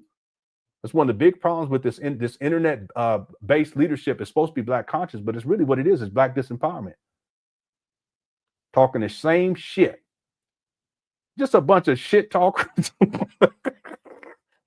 It always reminds me of that Spike Lee movie, Do the Right Thing, and they had the three older men on the corner, and all they do, they just sit there and talk shit. Well, that's Umar. Anyway, here we go. Right now, if power equals money, and you black men better leave them white girls alone for you end up like Bill. Here we go. Money, please. In the winter light, so she's my sweet Josephine. All right, I ain't gonna My do that. nose is I ain't got nothing against the white woman. I respect all human beings. White, purple, orange, don't make a difference to me. But I reserve the right to protect the black woman above and beyond any other female, because she mine. She mine. She is. Okay, two things here. This is just rhetoric. Umar does not protect black women. He's not married to a black woman. He's not in a relationship with a black woman. In essence, what he does is he sexually exploits you black women. But the other thing is you see the possessiveness of Umar. He actually sees you single black women, and particularly the ones that you have, the ones of you that have children, as belonging to him. Now we're getting into the cult. See, you hear what he said? Yeah, she mine. See, and this isn't the only time I've heard Umar talk like this. See, but it goes to show you possession. He talks the same way about other people's children. Okay, that's the cult. Jim Jones. That's what that shit is. Other people's children belong to him. All these single black mothers out there belong to him. It's like there's this one video. I gotta find it because we covered it, and Umar says something like, "Oh, I'm never alone." Because the single mothers, basically the single mothers, they're always with him. But it's a possessive thing. It's a possession thing. Just like with his mama, who's living in Section 8, it's a possession thing. See? I had a Negro send me an email last week talking about, listen, brother, I'm with you, but my wife is white. And I married her right out of college, Doc. I didn't have no black consciousness. So what am I supposed to do? I said, how old is your youngest child? He said 12. I said, well, in 5 more years, you can sign your own Emancipation Proclamation.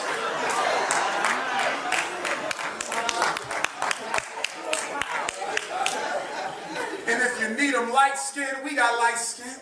Here we go. We got French vanilla, we got lemonade, we got pina colada, we got butter almond, butter pecan, caramel, sweet brown sugar. It ain't nothing like some full-figured fudge. Okay, and again, to be clear, this is not only colorism, it's also the sexual exploitation of black women. See, it's the objectification of black women. See, because he's reducing you down to, it's colorism too, but he's reducing you down to these colors, these flavors, and these flavors have colors associated with them, but these flavors are also associated with cookies, and cookies is a euphemism for vagina. This is the psychology of Umar. It's really the psychosexuality of Umar. See? So all this talk, someone sent me that Umar talking about how we shouldn't be sexualizing our children. But I played the video yesterday where he's talking about their fat asses, and now he wants to look at their fat asses. And I have another video where he says we have to stop sexualizing our women like that, and the buttocks that's not supposed to be sex. What are you talking about? See, the difference is if you're a man, if you assume you're heterosexual or bisexual, you're gonna the buttocks, the breast, you're gonna see that. And that's perfect. That's perfectly normal human behavior. But when you get into freaky deaky, freak off shit, when you see these women and you want to sexually exploit them, that's something totally different. And that's what Umar does, where he reduces you down to skin color and pina colada and hot fudge and sweet brown sugar and all this. One time he said green some shit. I don't know. We almost dropped one tonight. This guy, I don't even know. He said something green pistachio one time. He's talking about skin colors, but he's also talking about these different cookie flavors, and the cookie is a euphemism for vagina. Yeah, that's what he said. He said green pistachio. He wants some green pistachio cookie. Kind of shit. Yeah, one time he said hot peanut butter. He did. He said warm salt, African lemonade, hot pistachio, hot peanut. What in the world? What in the world? But that's what this guy does. And people still, he said warm salt one time. Okay. Anyway, look at him. Looking like a smoked out grizzly bear. Umar, you to cut it out. You walk in the forest and you see this guy that the Sasquatch look like a smoked out grizzly bear. You need to cut it out. Oh no. Joshua said blue waffle cookies. What in the world? Yeah, he did. He said green pistachio one time. I said, what in the world? Caramel sea salt, marshmallow bunny crunch. God is so raw. Make your moves, stepping out. Well, y'all, wow. Marshmallow bunny crunch. Thin mint. You know, Umar, he'll say it like this. You know how he be doing his hands? Thin mint. He's such a goofy. That's your favorite African lemonade? Oh, it does? It pulls up a recipe? Okay. Rocky Road Queens. Truffle butter, yeah. I ain't even seeing it. So the Umar Johnson, these Umar Johnson trolls, I'm not seeing it, okay? It just adds to the Cookie Crush chat. They gonna get you. I ain't gonna block you. I don't even see it. They get you. Y'all want to waste your time, go on ahead. It's your life. What you want me to play? You want me to play this? Out of control. It's me and you tonight. Snow bunny. Moving on the bar.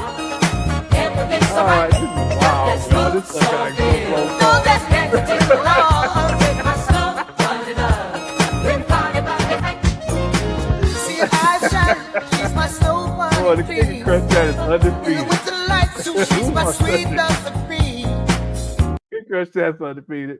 Umar's such a goofball. Let me know. Let's keep going. We gotta get some work done, y'all. We gotta get some work done. I'll let it go for 30 seconds. Touch my nose, this lover's got is so raw. Make it move, stepping out of control. Bunny love. It's me and you tonight. Snow bunny. Moving on the bar. Everything's alright. Got that smooth soul feel. No, that's Let's take the law. Take my snow bunny love. Bring party back. see her eyes shine. She's my snow bunny queen. In the winter lights, so she's my sweet love free. Touch my nose, this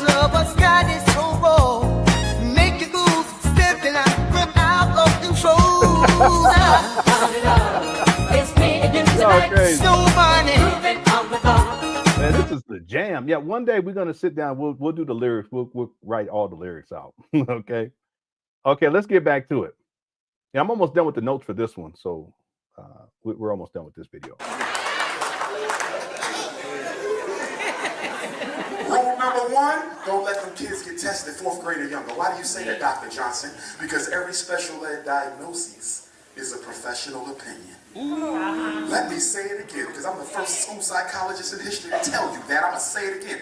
Every special ed classification is a professional opinion. Wait, what do you mean? My son has a reading disability. My grandson is emotionally disturbed. My nephew is intellectually disabled. My daughter has a math disability, Dr. Johnson. I don't understand. Well, when you sit down with the school psychologist next time, just ask them, how did you determine that your grandson was reading disabled?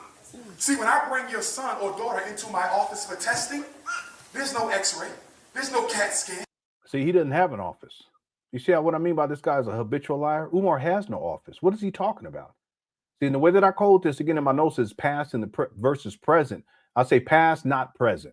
In other words, yeah, in the past, you was diagnosing kids and all this stuff, but in the present, you're not. This is in 2019. He wasn't working. Yeah. Yeah. But see, that's what I'm saying, that he's a habitual liar. He lies so much. It's he wasn't living in his, well, let's see, was he living in his mom? No, he was. By this time, he was living in his mama's closet. So you're right, KJ. Yeah. And yeah, it is. It's very dangerous rhetoric. That's another thing. Yeah. Yeah, here we go. There's no MRI. There's no urine sample. Yeah, I've never seen Umar in an office either. Has anyone here? I've never seen it. Out of all the years and all the research I've done into Umar, going back to when he first appeared online, I got all the receipts too. I've never seen Umar inside in the office, but he talks as if he's legitimately a school psychologist, a school principal, a vice principal. I'm talking about in 2019. He was talking about. He still does that sometimes these days, but it's so clear now because he looks so smoked out. You're like, no, this guy living inside the mama closet. A therapist, all this talk. I mean, this is just his delusional mind. He's really out there. His mind is out there. There's no blood screening. I give him an IQ test. I give him an achievement test. I give him a visual motor assessment. Yeah, well, here's the thing. He did do diagnoses, but the thing was that he had to be associated, and he explains this in a video. He has to, and this is an older video than 2019. And I'll have this in the documentary because I have the way that I'm archiving this stuff. There's specific things that I know that would have inside the documentary. I'll note that inside of my notes. But what he was working as a school psychologist, and there was a time he was doing it in the Philadelphia school district. It was about for 5 years, and then he was doing it in charter schools. But by that time, his reputation I'm talking about by the time 5 years, his reputation in terms of all of the problems that he was creating inside of the public school system, he got fired. And no, I don't know if he got fired. He may have quit from the public school. So let me retract that. I'm getting confused with when he got fired when he was working for the charter school. But the point that I'm making is that his reputation as someone who was a rebel rouser and was causing problems, it was hard for him to be able to maintain employment with the school district in Philadelphia. So what ends up happening is when he was employed in the school district of Philadelphia, he was never licensed. He only had a certification. He didn't go through the process, and he explains why he didn't go through the licensing process, which he should have done, but he didn't do it. And as a consequence, he could not work arbitrarily. He had to be in a school system. In other words, he couldn't even have in his own office and have people come in because he wasn't licensed to do that. This makes sense to people? But he was certified within the school district to go in and do these diagnoses. But whatever work he did had to be signed off on by someone who was licensed. So he always had someone looking over his shoulder, watching him, making sure he was doing what he was supposed to be doing. See, Umar makes it seem as if he was this great school psychologist. No, he was a bottom. I don't mean to say it that way, but he was towards the bottom of the list when it comes to these things because he didn't have he had a certification, but he did not have a license. Now, what ends up happening is that once he's outside of a school, he can't function as a school psychologist. He can't do anything by himself because he was never licensed. But while he's in school, he's able to function as a school psychologist because he's under someone and they're watching him and signing off. They would actually sign off on his paperwork. See, so this is what I'm getting at with Umar. Even though he's talking as if he's still doing these things in 2019, he's not working inside of a school.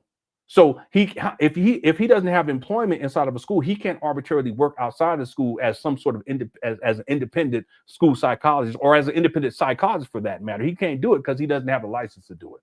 See, I know I'm not explaining this the way that I should, but in the documentary, it'll make more sense. See, but again, in 2019, Umar's talking as if he's still a school psychologist, but he's not. Okay. See, even if Umar had an office, he wouldn't be able to practice because he's not licensed to practice. See, that's what when the board of psychology when they called him in Pennsylvania, that's what in part the issue was, because he was doing those teleconferences. You guys remember this?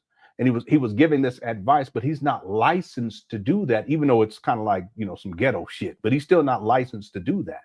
And so they have to cover their ass because they can't have him doing this and giving this advice as someone who's unlicensed. There's no one over his shoulder watching what he's doing, signing off on anything. So that can actually come back to him, come back to them. So that's why they called him in part. But Umar wanted to make it seem like it was some big conspiracy and they're trying to shut him down because he's trying to open up a school for black boys and they're jealous because he's Big Papa, etc. He actually said that. Anyway. All right, let's keep going here. An adaptive behavior assessment. I give them some sort of an emotional scale, a psychological measure. I interview the teacher. I interview the parents. I observe them in the class. I review the record, and then I put all this together like a magic trick. And based upon what I think and what you told me and the scores on them tests, white psychologists in Detroit determine whether or not your child is learning disabled or not. It is no proof to it. If you go looking for a diagnosis, you're going to find one. So you take little Raheem to the white psychologist in Detroit, he's going to say learning disability. You take him to the Negro psychologist in Detroit, they're going to say ADHD. You bring him to Dr. Umar Johnson, Dr. Umar Johnson is going to say it ain't learning, it's laziness. And the ADHD is not an attention deficit hyperactivity disorder. His ADHD is ain't no daddy at home disorder. And if the daddy at home is ain't no discipline at home disorder. Yeah, see the illogic here, but this is just Umar, his coping mechanism, because he doesn't want to deal with the fact that he has ADHD. Umar's not that, it's not that big. There's plenty of people who have ADHD and they're able to live fruitful lives. But Umar, and he's admitted it, that he has ADHD. Instead of it dealing with that reality, and it's clear too in his behavior too, by the way. Okay. But instead of admitting to that reality, he comes up with this whole other thing that it's because their daddies, these boys, their daddies aren't at home. And then if their daddies are home, it's because of this. And then if it's not because of that, it's because of this. It's not even rational thinking. See? And Umar, there's times where he said his father was in his life, but then there's times he would say that he was absent. But his daddy was absent. He was never consistently there for various reasons. I'll talk about that inside the documentary. But Umar, he just can't deal with it, you know? I have a sense that Umar Johnson, his father being in the military, there was ramifications for Umar. And again, that was in a time period where we didn't have the internet, that you couldn't get and talk with your father or your mother, for that matter, if they're in the military. You couldn't get on Skype or get on any type of digital platform to communicate with each other. And cell phones, we didn't have cell phones back then either, so you couldn't. But it's different these days, of course. So I want to make that distinction. But I think that the two things: one was that his father wasn't present in his life. But the other thing is that his father abandons that family, and then Umar, the oldest male, the oldest son, he has to play this type of role to at least a certain degree of this. I don't know what it is. I really don't know what it is. And as a consequence, he got really, really close with his mother, and that's in part the reason why his father shipped him away. There was other stuff going on, I'm sure. Okay, based on how Umar talks. I don't want to even get into that right now. But that his father ultimately sent him away. I think his father sending him away from his mother did a great deal of more damage to Umar, who were already struggling mental health wise, already struggling with identity issues.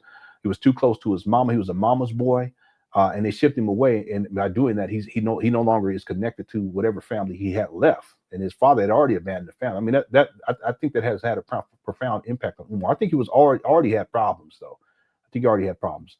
But I think that those particular events actually made things worse for Umar.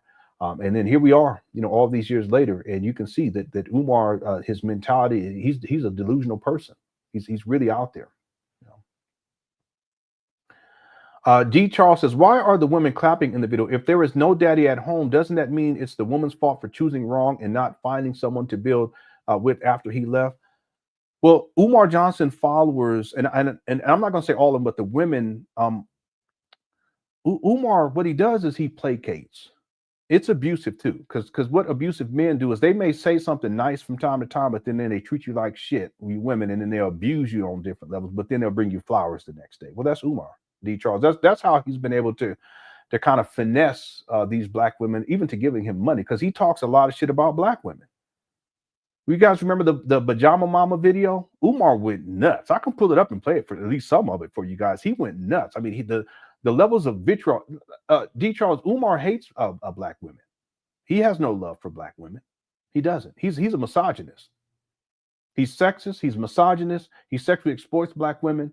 He has no love for them whatsoever. But what he does is he placates them. He'll say some nice things from time. He'll say things like, yeah, you black men, you need to marry these black women because they deserve that. But he's not married to one.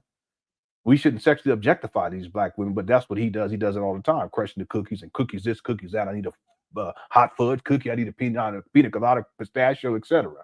I have videos where Umar saying things like, you black women, you're the problem. See, why am I going to send them back home to you? Because you guys don't know how to take that. You guys don't know how to raise these boys. I'm paraphrasing. In fact, he does that in this video. I have it inside my notes. See, but the way that he finesses this, all this hatred and vitriol, is he'll say nice things from time to time. It's like giving them roses or giving them some candy or some shit like that. And then for whatever reasons, there are black women that they accept that. And then they like I was talking about earlier, in their minds, when he's talking all this shit about black women and disparaging black women, they're saying to themselves, well, that's not me. He's not talking about me. No, he is talking about you. You see? So that's part of the finesse game. And so when he's speaking in front of these people and he's basically I mean, he says some horrible things about black people, black women, black children, black men, black professionals, black leaders, black sports athletes, entertainers.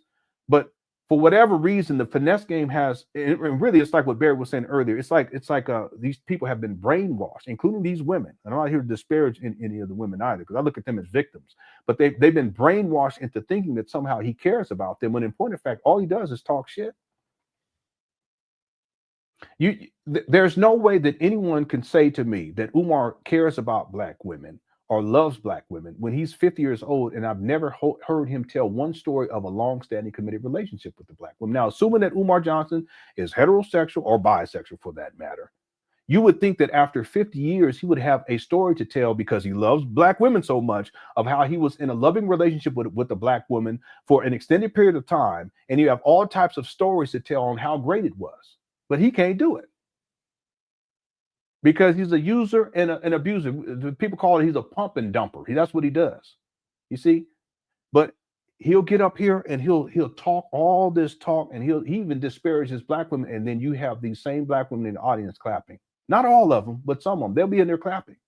But that's because they're used to this level of abuse. It's just, in this case, it's someone who's on stage doing the abusing and the manipulating and talking shit, but then he'll say something nice to you too. See, women, and this ain't even a black woman issue. You women, you got to be careful about anyone who operates like that in the real world or even online. See, if things don't match up, if he's telling you one thing, but then he's treating you another, or if he's treating you one way and then he's talking another way, it's time to go. You see, not to sit back and clap or to keep it going or to continue to support it. No, it's time to go. But see, Umar has such a strong hold, and it's really the mind control cult aspect of this. Really, D-Charge, what it is, it's a cult. To where he can say all kind of crazy stuff about black women, about black men, and they'd be like, yeah. And the black women be in there clapping too. Yeah, Umar, he's a trip. Thanks for the super chat. Umar's a trip. He really is. And I have an example of it, and maybe I'll pull that up, of him doing this in this particular video. He does it quite often too. I take notes on that. It's like Dr. Jekyll, Mr. Hyde. You say one thing, but he's doing another thing. Thanks for the super chat. Here we go.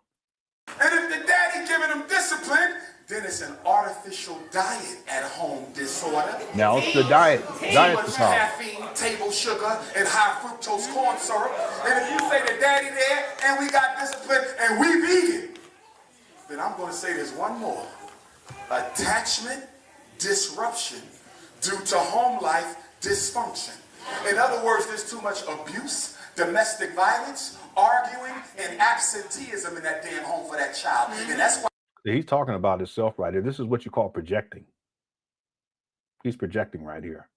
Did I have that in my notes? 43 minute, 40 second mark. I have 50, 43. Nope, I have 43, 50. Let me do 43:35 and then projecting about childhood home life. Yeah. Yeah, he sure is.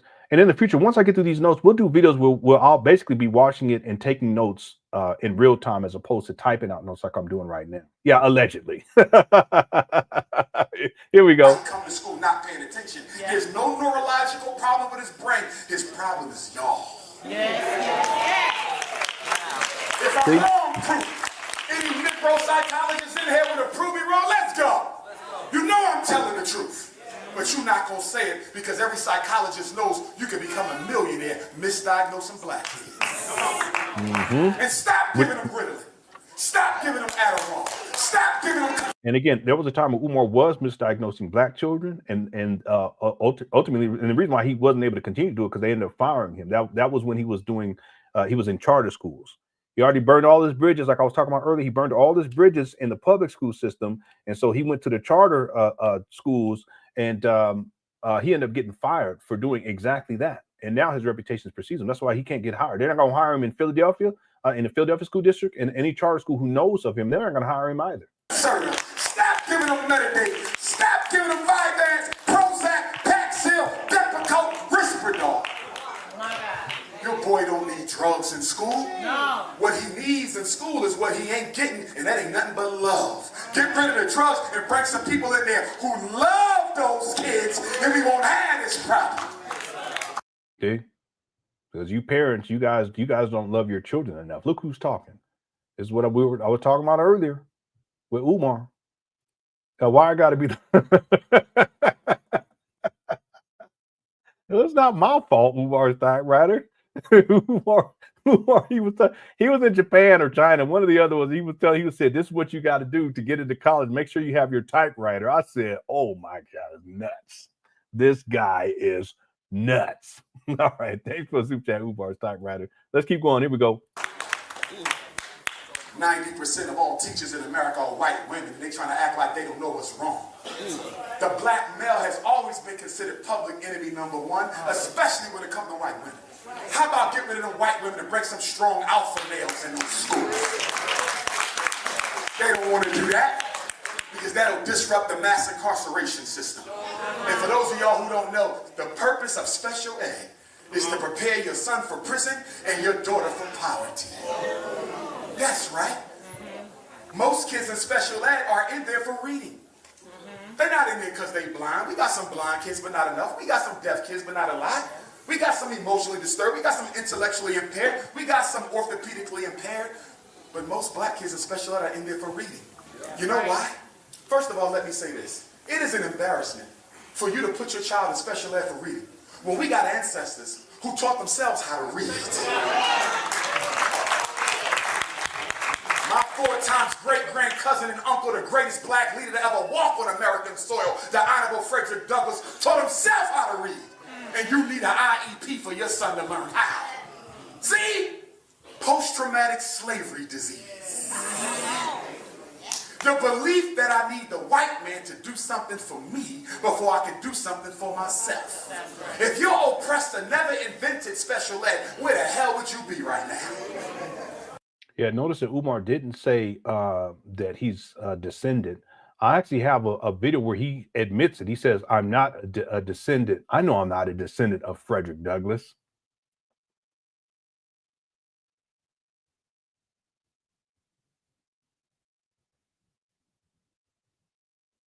I found that, but I said, oh, this guy, he don't lie all the time. See?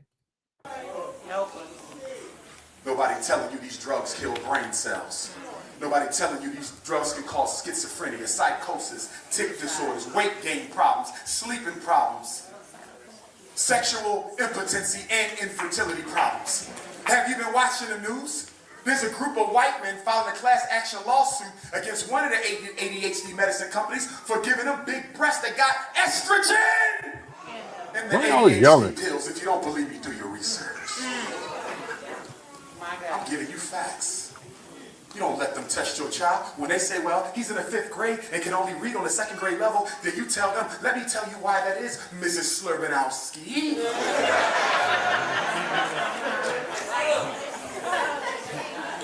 The reason my son is in the 5th grade reading on the 2nd grade level is because last year in the 4th grade, y'all suspended him. Y'all suspended him. Y'all suspended him every other day. He wasn't in the classroom long enough to learn how to read anything. In the 3rd grade, he had a brand new first-year teacher from University of Michigan. Little white girl could barely read her damn self. Really? 2nd grade, my son's teacher, Mrs. Pellegrino, went out on maternity. See how he just be making up shit? So this teacher doesn't know how to read. Umar yelled out estrogen like Kendrick yelled. He sure did. Estrogen. You know Umar though. He wild. Umar's a wild boy. Let me go back because he's estrogen. The reason my son is in the 5th grade reading on the 2nd grade level is because last year in the 4th grade, y'all suspended him. Y'all suspended him. Y'all suspended him every other day. Well, what was he doing? You see the lack of personal accountability? What was he doing to get suspended? Oh, it's just white supremacy. No, listen, if my kids was messing up, I wasn't making no excuses for them. None of them. And I'll tell them too, I ain't gonna sit up here and make excuses for you. You did the wrong thing, and these are the consequences. This ain't got nothing to do with white supremacists. It's got to do with you did the wrong thing. Now do the right thing. That's it. But Umar, he has to turn it into, that's what I'm saying. That's that poverty. It's the victim mentality, poverty consciousness, and a perpetual victim and woe's me. No, I don't believe in that. Hold your children accountable. See, I don't think Umar was held accountable. And see, his daddy was a bully. He's a lot tamer now because he's old, getting old. He's old already, but he's getting really old. But he was a bully. He was in the military, he's in the Marines. He was a drill, whatever they call it, not a drill sergeant, but a drill instructor. You know, he'd be, stop doing it.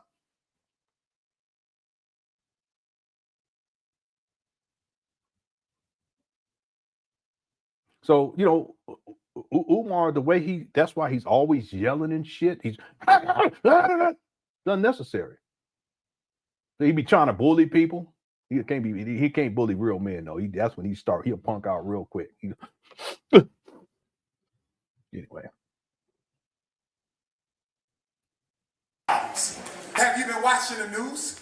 There's a group of white men filing a class action lawsuit against one of the ADHD medicine companies for giving them big breasts that got estrogen. There you go. Why he always yelling like that? Umar's so unnecessary. I want to just clip that part, just have him repeat it over and over again. It's so funny. Breasts that got estrogen. Why, Umar? So unnecessary.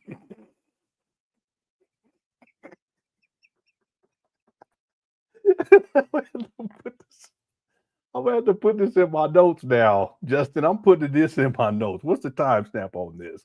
46:20. Because I'm gonna I shouldn't. I'm being petty, but 46:20 estrogen with a whole bunch of exclamation marks. Well, Umar, he wow. It's so unnecessary. One more time. Here we go. Then we gonna move on. Have you been watching the news? There's a group of white men filing a class action lawsuit against one of the ADHD medicine companies for giving them big breasts that got estrogen. So and unnecessary. The ADHD pills. If you don't believe me, do your research. Hey, Jessica, I'm gonna miss old school. I'm giving you facts. No, I agree. Umar, he would have been great. He would have been. I ain't gonna say great. I'm saying he would have been a good comedian. He's funny. He is. That's one thing about Umar. Yeah. He's hilarious. And the older videos, he's funnier too. I think because if you look right here, he looks smoked out. But if you go to the older videos where he's not smoked out like this, he could really work the crowd as a comedian. He was funny. I mean, there's times I'll just be laughing. You know, that's what I'm saying. I don't have no animosity towards this guy. He's just a scam artist. I don't like what he's doing with the school scam. I don't like how he's preying on these black women like this. It's just wrong. See, Umar, he had plenty of opportunities where he could have, if he had discipline and if he had focus. He lacks both of those. He could have made a really good life for himself. He wouldn't have to be up here looking like a Pookie in 2019. He looked like a super Pookie in 2024, going to 2025, and he could have made a wonderful life for himself and had everything that he needed to live a fruitful life. You know, married, children, all that stuff. Okay. Okay. Thanks for super chat, Universal Gal. Thanks for super chat, Justin. So let me do this because I just got done with the notes for this video. This is a lot. I didn't realize it was this many. But let me just pull out a couple of things that we haven't. Well, actually, there's a part in here I got to find where he talks about pounding their chest in. Child, when they say, well, he's in the 5th grade and can only read on the 2nd grade level, then you tell them, let me tell And I may have that in another document. Let me see if I can find it in this other document. you why that is, Mrs. Slurbanowski.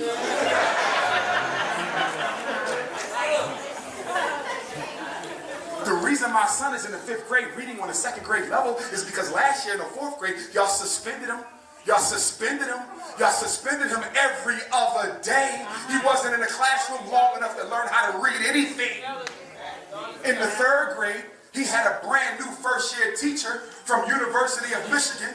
Little white girl could barely read her damn self. 2nd grade, my son's teacher, Mrs. Pellegrino, went out on maternity leave in January. My son had 13 substitutes from January to June. This ain't a learning disability. This is an educational disability. Stop letting them blame your kids for their failure to teach them. That's right. Education is the only industry I know of where the customer gets blamed for not getting what they paid for. You know what I tell white teachers when I do the training with white teachers? They always say, well, Dr. Johnson, I don't think. Yeah, it's lagging a bit. I don't know if you guys are having issues, but I'm having issues too. But I have to play because I gotta find the part where he says pound their damn chest in. I can always come back to it and find it another time. I have it in another document, but I don't have it timestamped properly. So I'm gonna let this play. I can do anything. Then why don't you resign from your damn job? Please. Don't you take no paycheck on my kids if you don't believe you can reach them. And then they telling y'all, well, we need more money. If y'all can get more money in the white woman's paychecks. This is how they use Negroes. And y'all go down to the Board of Education protesting for silent chicks. Okay, I think I found it. Hold on one second. It's 54. Right? Push back! And don't trust the black person in the meeting. Because the black person is not on your side. Are y'all listening? That black person is there to make it look like it ain't racism. I'm telling you now, don't get brainwashed by the black principal at the We Hate Black Kids public school in Detroit who got on a dashiki and a Shaka Zulu poster and some frankincense burning in a green smoothie. What's he talking about? That don't mean a damn thing. He will coon your son all the way to special ed. Sure will. The black folks in education hate me more than the white folks because of that reason. See, at Yeah, he does that a lot though. Black. Oh, here's the part right here. He does that a lot. Black Anonymous. So I was going to Sigma says hello, LenonHonor, and Cook Chris super. Yeah. He wasn't a super pookie. Excuse me, super poopy. So he wasn't a super pookie back in the day. He is now though. I mean, you guys can go and look, but he smoked out in this one in this video right here. But the point is that nowadays, 5 years later, yeah, he's way out there. And Sigma, I emailed you too earlier today. Thanks for super chat. Yeah, Umar, he wasn't like this in older videos. It's just and then nowadays, I mean, he'll go up there and he looks so bad. It's sad, but that's his own his own doing. I've said this in the past, and we're gonna move on. That Umar, and it's not their fault, but Umar Johnson fault is they don't realize that they've contributed to Umar Johnson's downfall, Ain't got nothing to do with me. You know, people trying to blame me for everything. Ain't got shit to do with me. I just show receipts and I give analysis and I can pull shit up and show you guys and show the contradictions, show the lies, and show how he's a scam artist. That's it. And how he's sexually exploiting you black women, and he sexually objectifies you, even though he claims that he doesn't. So it's like D. Charles was saying, asking about earlier. He'll say the right things, but then I can pull up a video where he's thoroughly disparaging. I can pull the video right now. He was talking about y'all's fat asses, and he's at a nightclub. At best, it could have been a strip spot, but at best, it's a nightclub. See? But the thing is that Umar Johnson followers don't realize that you've contributed by enabling him through not only defending him, but sending this guy money. He uses that money to self-destruct. There ain't no school. What school are you talking about? Oh, he has a school. No, those are abandoned buildings. They're still on the vacant property list after almost 6 years. And I don't even know, KKC knows how much money just on the vacant property fees. He's already tricked off about $120,000 on taxes that he would not have had to pay. It's y'all's money. He's already done wasted about $120,000 of y'all's money, you donors, because he didn't have his paperwork in order when he acquired these trap bandos. He didn't have his nonprofit status. So you're sending him money, and it makes him feel as if he can continue to do what he's doing. But that also, what he's doing includes self-destructive lifestyle, including turning the heat down and living out in motels and hotel rooms, and who knows what else. Gambling, yes, gambling. I have videos of him doing that too. So don't blame me for Umar Johnson's downfall, and I'm not blaming you for Umar Johnson's downfall. All you Umar Johnson supporters. What I'm saying is that you've enabled him, which isn't uncommon for so-called family members or friends to enable these people like Umar Johnson, and they're just self-destructing, and you just enable. Oh yeah, you can come stay with me. Oh, I'll send you a little something. Here's a little money right here. Blah blah blah. This and that. Hey, see, his downfall ain't got nothing to do with me. There won't be no out-of-school suspension. Why would I send a black boy being raised by a single mother back home to a single mother? You see that right there? See? D. Charles? You see what I mean? He looks down upon you black women. Especially, but you're his main target demographic. He exploits you the most, but you're also his main support base. But he disrespects you guys all the time. And then he puts himself in a position as if he's a solution, even though he's a deadbeat who don't take care of his own daughters. That's amazing to me. You do Umar Johnson's faults who are women. Yeah, well, he's a great man and blah, blah. Yeah, he don't even take care of his own daughters. And many of y'all grew up in households where your daddies weren't shit too, just like Umar as the father, he ain't shit. But he gets a pass somehow. If she could do something about it, it would have been done. It's my job as a black man to deal with him. And because we are an independent school, I don't have to follow the rules of Detroit Public. See, I'm going to let your son know from the gate. You see all the brothers in here? You get out of line, my brother. Your mom coming here one time saying you was popping off at the mouth. We got a black room in the back. You understand? See, we ain't going to have no discipline problems. Because we will pound your damn chest in, little boy. Try me. See this? That's what you call physical abuse. See, but this comes out of corporal punishment, which comes out of the military academy, and he associates black masculinity with physical abuse and violence. And in this case, physical abuse and violence against children. And y'all want to send your child to this clown? Nuts. I don't know what's going on outside, but some kind of pounding sound. I hope you guys, if it's too loud, let me know. I need to look at this window, see what's going on. It's really quiet over here, so I'm like, what are people doing? Sound like a dump truck.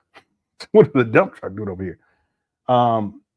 Here's another clip real quick, then we're going to move on to the next video. This is at the 1 hour and 3 minute mark, 30 seconds. For my special ed parents, I'm picking with you. You know I love you, baby. I love you.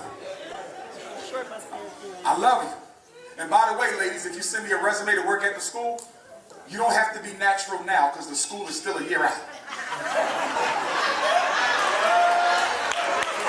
Yeah, he's saying the school is a year out. So that would mean that the grand opening would be around December of 2020.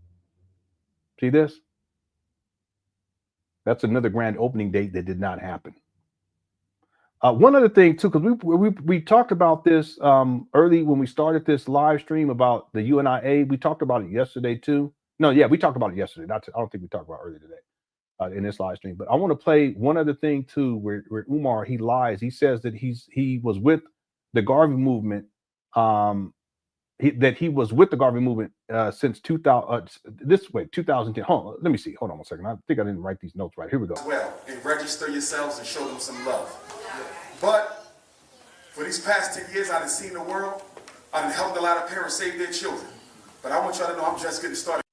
By the way, when he says he's seen the world, that's because he's not working as a school psychologist. He's traveling all over the place. This is in 2019. That's consistent because in 2010, he actually admits that he gave up his career as a school psychologist, and that's when he went full force into the Black conscious community as a speaker. So that's why I'm saying he hasn't worked since 2010. See, this is further confirmation right here. Matter of fact, I need to mark that in my notes. What is this? This is at the 108:30. I'll put 108:30. Yeah, this is important. I didn't catch this the first time, but now that I'm watching it again, see, over the last 10 years as I traveled the world, and that is because he has not worked as a school psychologist since 2010. And this video is from 2019. So it makes perfect sense.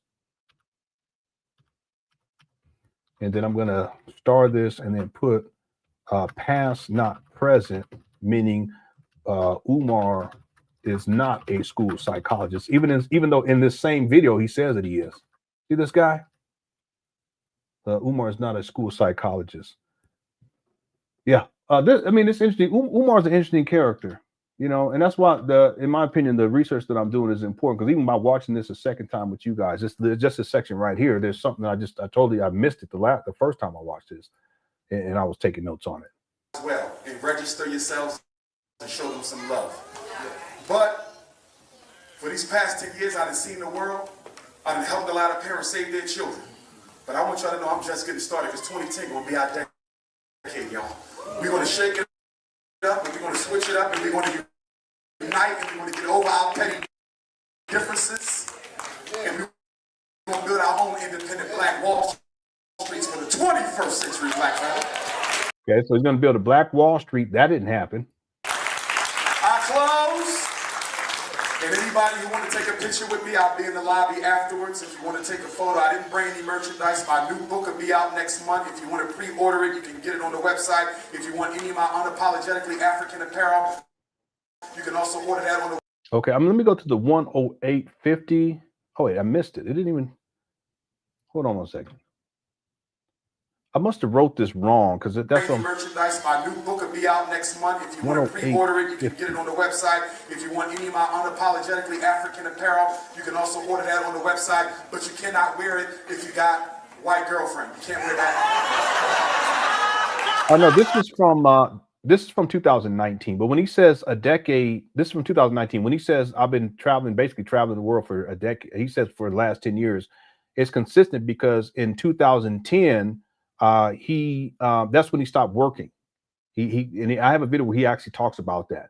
He stops working as a school psychologist. It's almost like a messiah complex. He's a martyr because he gives up his successful career as a school psychologist, and then he wants to go and do this work for the people, which is running his mouth. Okay, living out of hotels and motels and crushing cookies. Okay, and turn the heat down. But what I'm getting at is that if this video is 2019, if we go back 10 years prior, that goes back to around 2009, going into 2010.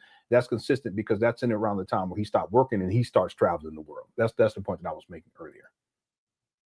It wouldn't be so bad if he was just speaking. The fact that he holds himself out to be a doctor, psychologist, school psychologist, or an expert of any sort of problem, it absolutely is. And he gives horrible advice too. No professional would sign off on anything that Umar Johnson says. No, and his behavior too. He's just out there, no source material. He doesn't back anything up. He just be running off the mouth. And I close with the words of my ancestor, the Honorable Frederick Douglass, who said, if there is no struggle, there is no progress. Those who profess the faith of freedom and deprecate agitation are like men who want crops without plowing up the ground. They want rain, but can't stand the thunder or the lightning. They want the ocean, but they're scared of the awful roar of its waters. Frederick Douglass said, a man may not get all he pays for, but you will pay for all that you get.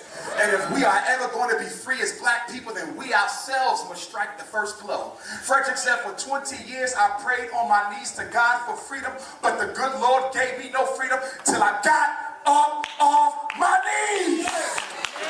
and start praying with my feet. He said, if you want respect from white people, why do you look for pity? A man who pities you could never respect you. And a man who respects you has no need for pity. But most of all, you remember that power concedes nothing without it. A man, it never did, and it never will. The most honorable Marcus Messiah Garvey, greatest black leader of the 20th century, gave us the largest black organization, and the red, black, and green flag turns 100 years old this summer, August 2020. Mr. Garvey said, without confidence in yourself. Okay, I'm sorry. I was texting my wife. Let me, there was a part here I think I needed to. But most of all, you remember that power concedes nothing without it. A man, it never did, and it never. Oh, I'm sorry. 90% raw and vegan. This guy be lying. I didn't even hear this part. I need bus drivers. I need sports coaches. I need sisters who know how to do natural hair. I need brothers and sisters who know how to cook good vegan food, because we're going to be 90% raw and vegan. This guy's such a bullshitter. Talk to me, Baba. What we got? 10 minutes, 5 minutes? It's time. He's so goofy. There was a part where he talks about he was with the Garvey movement, but his resignation, it just doesn't add up because his letter of resignation was in 2005. But I think either I missed it. 2010. I did a TV interview. Wait, maybe this is the My part. sister, she's in charge of the youth program. Oh no, she's in charge of the youth program. This is my sister. That lady fine. Dang, boy, what's that, Detroit? She's Right here. Y'all make sure y'all cheat her right. As I close up, brothers and sisters, in 2010, I went to Chicago on September 18th, 2010. Here you go. I did a TV interview. 3 weeks later, I went to Harlem, New York for my first lecture on October 30th. Within 48 hours, I was an international name. Narcissist. I didn't know I was back home in Philly struggling with the Garvey movement. See I this? didn't know that the Lord had bigger plans for me, but for some reason, the first year. Struggling with the Garvey movement. That would be the UNIA. He said that was in 2010 when he was in Chicago. He's talking about the interview with Dawa. But remember, Umar put in his resignation letter in what year? Good Crush Chat. He's talking as if in 2010 he was still part of the UNIA, but when did he put in his resignation letter? This is what I'm saying. I caught this guy in so many different lies. It's crazy. And just right there, he's real crafty how he says it. But if you listen very carefully, you realize he's just telling another lie. Like as if he's, he back in 2010 he was still part of the Garvey movement. No, he put in his letter of resignation. Thank you, James. He put in his letter of resignation in 2005. Hit the one if you guys follow me on this. That's what I'm saying. Umar, this is what I mean by someone who is a habitual liar. Okay. There's, well, no, well, sometimes he does it too, but he's a pathological liar. This is an example of pathological lying. He wants to spin a particular narrative, and he does that by talking about the UNIA and how in 2010, he was struggling in the Garvey movement. Okay. He's talking about the UNIA, but he had put in a resignation letter in 2005. This guy, he's such a charlatan. He lies. This decade that we now ridiculous. God decided to take me and put me on top of the Black conscious movement. Okay, this is all narcissism. Let me take one last thing because I want to give you guys an example of Umar. It's like he's grooming the black women here to sexually exploit them. Check this out right here, and he does this. He often does this at the end. He'll give out his phone number. And then he'll say it's just like he's running a little game. Okay. Sometimes he'll say, don't send me no crazy pictures. You don't want no booty pics, but that's exactly what he wants. But here's an example right here. Check this out. I don't care which two they are, brothers and sisters, but you support us. You find two vendors on your way out that door and show them some love. If everybody in here shows at least two vendors some love, they can all go home happy. Can we do that, family? Can we do that? Black power. And now I want to go take some pictures with some beautiful women. Black power. See that?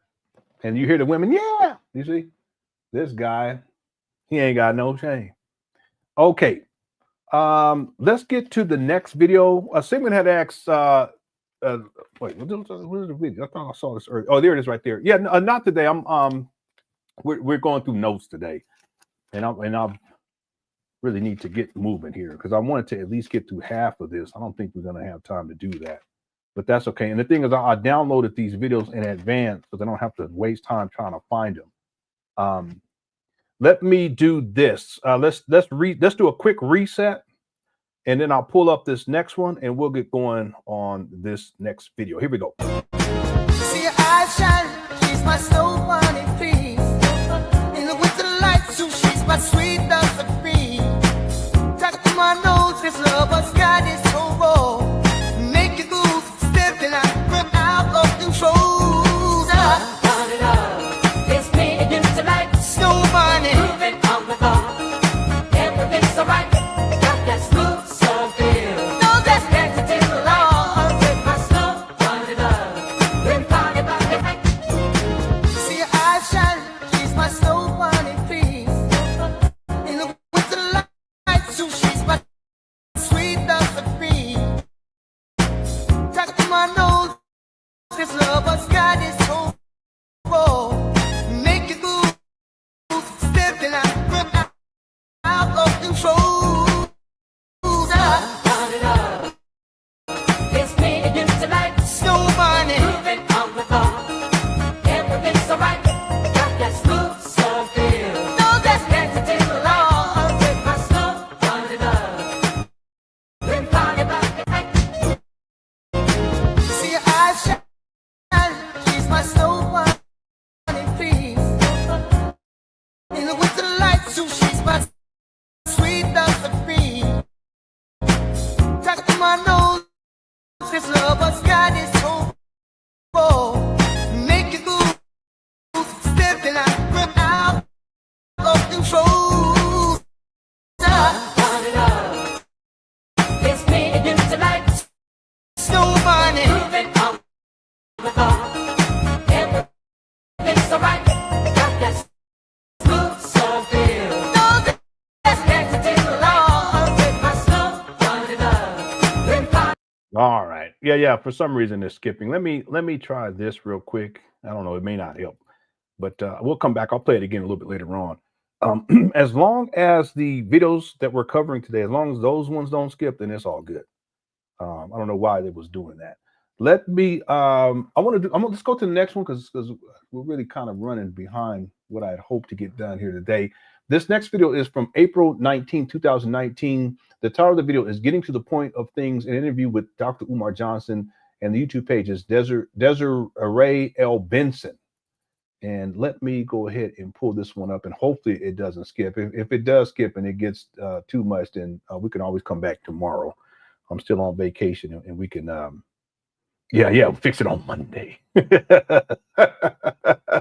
That's Umar. You always talk about Monday. And this is an interview, a radio interview or something like that. So I don't think that there's any video to this. Okay, so just be prepared for that too. Here we go. Dr. Umar Johnson. Peace and love, beautiful. Thanks for the article. I greatly appreciate you.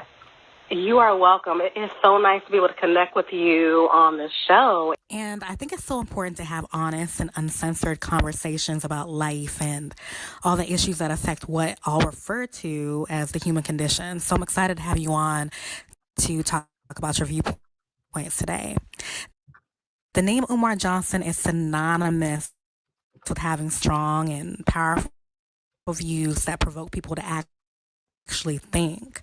Can you tell? Yeah, it's skipping. I'm wondering if, let me try something real quick. Let me go ahead and click out of this over here. And let me just check something real quick. I'm going to check my task manager and see what's going on here. Memory use. No, everything looks good. It doesn't look like anything crazy going on. Yeah, it's really weird. I'm going to do a internet speed test too, just to see. Let me just try that real quick.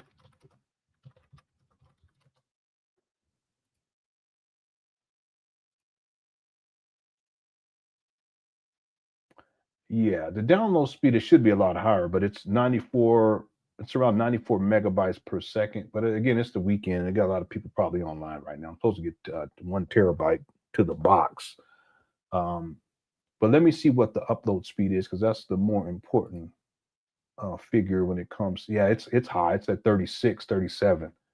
So it's not that. I don't know what the issue might be then, but it is what it is. We'll keep it rolling. Let's see here. Let's see if it's still skipped. And if it does, then we can just call it for tonight. We can come back to tomorrow.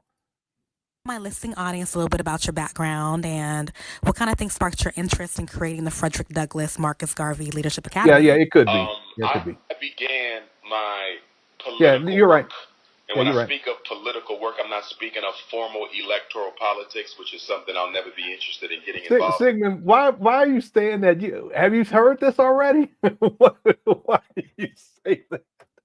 We ain't even watched the video. We ain't even listened to it yet. You may have seen it already. Anyway, here we go. In terms of voting for Democrats and Republicans, presidents and mayors, when I speak of political work, I speak of grassroots activity aimed at delivering tangible political and economic results to the Black community. And so, side of things, I was a member. Yeah, it's skipping, but I think I know why. Hold on one second. Let me try something. I'm going to put this onto my D drive, and let's see what happens. Let me change this to the 28, and I'm going to save it here. And let's see if this makes a difference. Oh, here we go. Let's try this again. Improvement Association and African Communities League, UNIAACL, which is the largest side of things. I was a member of the Universal Negro Improvement Association and African Communities League, UNIAACL. Nope. Notice how he says, I was a member. See? You guys follow it? You guys catch this? See, he'll sometimes just say that he still is a member, and then right here he says, I was a member. And yeah, you're absolutely right. They was going to kick him out. He put in a letter of resignation. Listen to how she holds him in such high regard. She is I know. I noticed that inside this video, but that's not uncommon with a lot of these platforms that have Umar on. Like, they really hold him in high regards, and that's why they don't really ask critical questions. They don't ask probing questions, especially about the school scam. And I think it's sad, because what it does is it opens up their audience to being scammed by Umar. But I've seen this over and over again. Him and Kwame Kilpatrick got to be related. Yeah, I know. That's that. He was the mayor or something like that of Detroit, and he was all kind of craziness going on with that. Thanks for super chat, Sigmund, and thanks for super chat, Lewis Luck. Hopefully this will play, because I want to at least get through this. We didn't really get much done today. We had a good time though. Here we go. AACL, which is the largest modern organization in our history as African people, founded by the Honorable Marcus Messiah Garvey in Jamaica, 1914. I was Minister of Education for the UNIA. I was also first Vice President of the Philadelphia Division. In the UNIA, we call our various chapters divisions. And in the Philadelphia Division, I was the first Vice President. I was probably one of those most responsible for bringing Garveyism back into the fray, not only Okay, I think I know what the problem is now. within America, but in the East Coast and nationally, and now with my international status, globally even. There's probably no one more responsible for the resurgence of Garveyism and Pan-Africanism itself as a popular topic of discussion and as a realistic alternative ideology for brothers and sisters looking for another possible way for how we can win this war against racism. And being in the Philadelphia UNIA, which I joined around 1997 after I graduated from undergrad, Millersville University in Lancaster County, PA, where I double majored in psychology and political science. So I came back to Philadelphia. Okay, yeah. So you guys, basically, with what's happening with my computer right now, I can't multitask for some reason. I think it has something to do with this monitor, the secondary monitor. It just went off. It just came back on. I'm gonna have to troubleshoot that. But in the secondary monitor, that's where I'm typing out my notes and stuff. And so for whatever reason, because this monitor is turning off and turning back on, it's causing problems when I have my word processor operating. And that's why it's skipping over here while I'm trying to play this. So in essence, basically I can't type out any notes until I get this monitor situation fixed out. Another option too, tomorrow, I'll come back on tomorrow, is I'll set up a laptop and I can type out notes on that laptop. I'll just have to take the file and put it onto the laptop, and that way I won't have to be on Word if I'm unable to actually get this monitor situation corrected. But anyway, these types of things happen. They should be. I can check that too. Yeah, I can definitely check that between now and tomorrow. But I'll get it troubleshooted and get it figured out for sure. Matter of fact, I should probably write that down on here. But it was working fine before. I think it's just this monitor on Trek drivers. Yeah, I was going to give this computer to my son too, and then get myself a souped up new one. But I'm just being hesitant. I'm so frugal. Anyway, let's go ahead and close it out here. I know it was shorter than yesterday, but this will give me some time to actually, I don't know, maybe I should just get through these notes myself. I might just type these out, or at least some of these tonight. Take a couple of hours. I just won't be able to live stream. Let me just try this one more time. Let's see. But I have to see if it will work while I'm typing out these notes, because if it doesn't, then there's really no point. Let's see what happens. Okay, let me pull this back up again. I was with the UNIA in the neighborhood in which I grew up, only a few blocks away, walking distance from just about every house I've ever lived in. And so I was with the UNIA, and I was one of the youngest members there. The UNIA now and then has been populated with elders. And being the youngest member, I had the opportunity to soak up the wisdom and the knowledge from all the elders, which has it's still having problems here. Well. Yeah, I'm going to have to figure this out. Let me just look. Let me check one other thing. I'll let this play, but let me just check one other thing. Many of them have passed on now to the ancestors. Oh yeah, I'm in the task manager right now. I have to thank them for all the wisdom that they have been able to give me. Yes. So, with that being said, my speaking career formally began in the UNIA, which is interesting because so many other Black personalities got their start in the UNIA. Carlos Cooks of the African Nationalist Pioneer Movement. Elijah Poole, who became the Honorable Elijah Muhammad. He was once a UNIA member, although members of his organization don't like to admit to that truth, but it's indisputable and well documented. Yeah, this is really weird. Also, I'm only using about, 15% CPU and about 36% of my memory. I don't know what's going on. Ethernet usage, it's stable. It is pretty low, though. That may be what the problem is. And the GPU is fine, 13. I know this other monitor is cutting out time every once in a while. Yeah, I'm going to have to troubleshoot this, everyone. I apologize, but really, I don't want to sit. I mean, I guess what we could do is, I think it'd be good. We'll just close it out tomorrow. I'll be back tomorrow. I got to troubleshoot this computer and figure out what's going on with it. Sigma says, get a Mac. I ain't gonna be paying for no Mac M4. That ain't gonna happen. I'm too frugal for that. Mac Mini and load Windows on it. Mac Minis are killing the game. Yeah, I didn't know they can run Windows. I did not know that.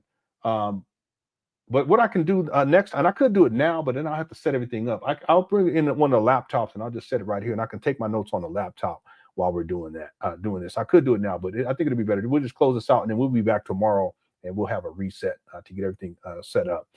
Thanks everyone for the super chats. I appreciate it. And user 225 says, can we send Umar the documentary once it's out? Yeah, I'm sure that it's going to get to him at a certain point. He watches these videos, so he'll know when it drops. He'll know when it drops. And the way that I plan on doing it is I'll release once I have versions close to completed. I'm not talking about the rough drafts. I'm sharing the rough drafts with the members here on YouTube. When I have certain segments close to completed, I'll go ahead and release those in advance, and then it'll be in sequence. And he's going to know about it. His followers, they'll know about it too. Some of them, they're going to try to watch it. They're not going to want to watch it, but that's on them. That ain't on me. Let me see something. Well, no, I already checked that. That's not the problem. Yeah. I don't know what's going on with this computer, but I'll troubleshoot it. I can figure it out. It's just going to take some time. Thank you so much, everyone, for tuning on in. I apologize for the technical issues. We'll be back tomorrow, probably earlier on in the day, and we'll get some live streaming in, and we'll pick up where we left off here I got plenty more to get into. And then also we got to do videos this coming week to get caught up on the more recent Umar Johnson videos. I already have them all downloaded. I just haven't had time to get into them. $5.99. Yeah, but see, the thing is, well, there wouldn't be an issue with the price. Really, for me it is that I'm a PC guy. Only time I really ever used Mac was when I was using Pro Tools. I have Pro Tools now on my PC, but I was using Pro Tools, and this was probably about maybe 18 years ago. But I only used the Mac for music production back then. These days, I only use PC. I know it's not that big of a challenge to do it, but I just don't want to have to go back. I'm lazy. Anyway, thank you. Yeah, that could be it too. I'll troubleshoot it. I'll figure it all out. And I may even have to do a test run before we live stream tomorrow. That way I'll know that everything works. But I'll figure it out between and now and then. And then for whatever reason I can't figure it out, I'll just set up a laptop right here, and I'll type the notes out on the laptop while we're running the live stream here on this PC. Okay, thank y'all again for tuning on again. I apologize for the technical difficulties. I want to thank everyone who started Cook Crush Chat. Okay, Cook Crush Chat is always undefeated. I also want to thank everyone who sent in super chats. If you send in Cash Apps or PayPal, thank you so much for the support as well. I appreciate it. And let me pull this up to close out. So we go out with a bang, as we usually do. Someone said FDMG malware. Yeah, I should probably. Yeah, I'll run my malware program too. See if I can see if I don't think that's an issue because it usually runs each day. Here we go. See your eyes shine, she's my snow bunny face. In the winter light, so I did she's not my know sweet that. dust of cream. Tucked in my nose, this love All right, was thank y'all. guided Let's get so some bold. snow bunnies in the building. Thanks, Hickman. Let's get some snow bunnies real quick. Turn it up. It's me and you tonight. Snow bunny. Moving on the floor. Everything's alright. Got that smooth soul feel. No, that's Ready to go along with my snow. Turn it up. Yeah, you too. See your eyes shine, she's my snow bunny face. In the winter light, so she's my sweet dust of cream. Tucked in my nose, this love was guided so raw. Make you goose, step and I rip out of control. Turn it up. It's me and you tonight. Snow bunny. Moving on the floor. Everything's alright. Got that smooth soul feel. No, that's Ready to go along with my snow. Turn it up. Bring party back the night. see your eyes shine, she's my snow bunny face. In the winter light, so she's my sweet dust of cream. Tucked in my nose, this love was guided so raw. Make you goose, step and I rip out of control. I can't help it though. I can't help it. I play now. I know what the problem is now. I know. I just figured it out. I don't know how I'm gonna fix it, but I'll figure it out by tomorrow. We'll see. Here, let me go ahead and finish this up. It's me and you tonight. Snow bunny. Moving on the floor. Everything's alright. Got that smooth soul feel. No, that's Ready to go along with my snow. Turn it up. Bring party back the night. see your eyes shine, she's my snow bunny face. In the winter light, so she's my sweet dust of cream. Tucked in my nose, this love was guided so raw.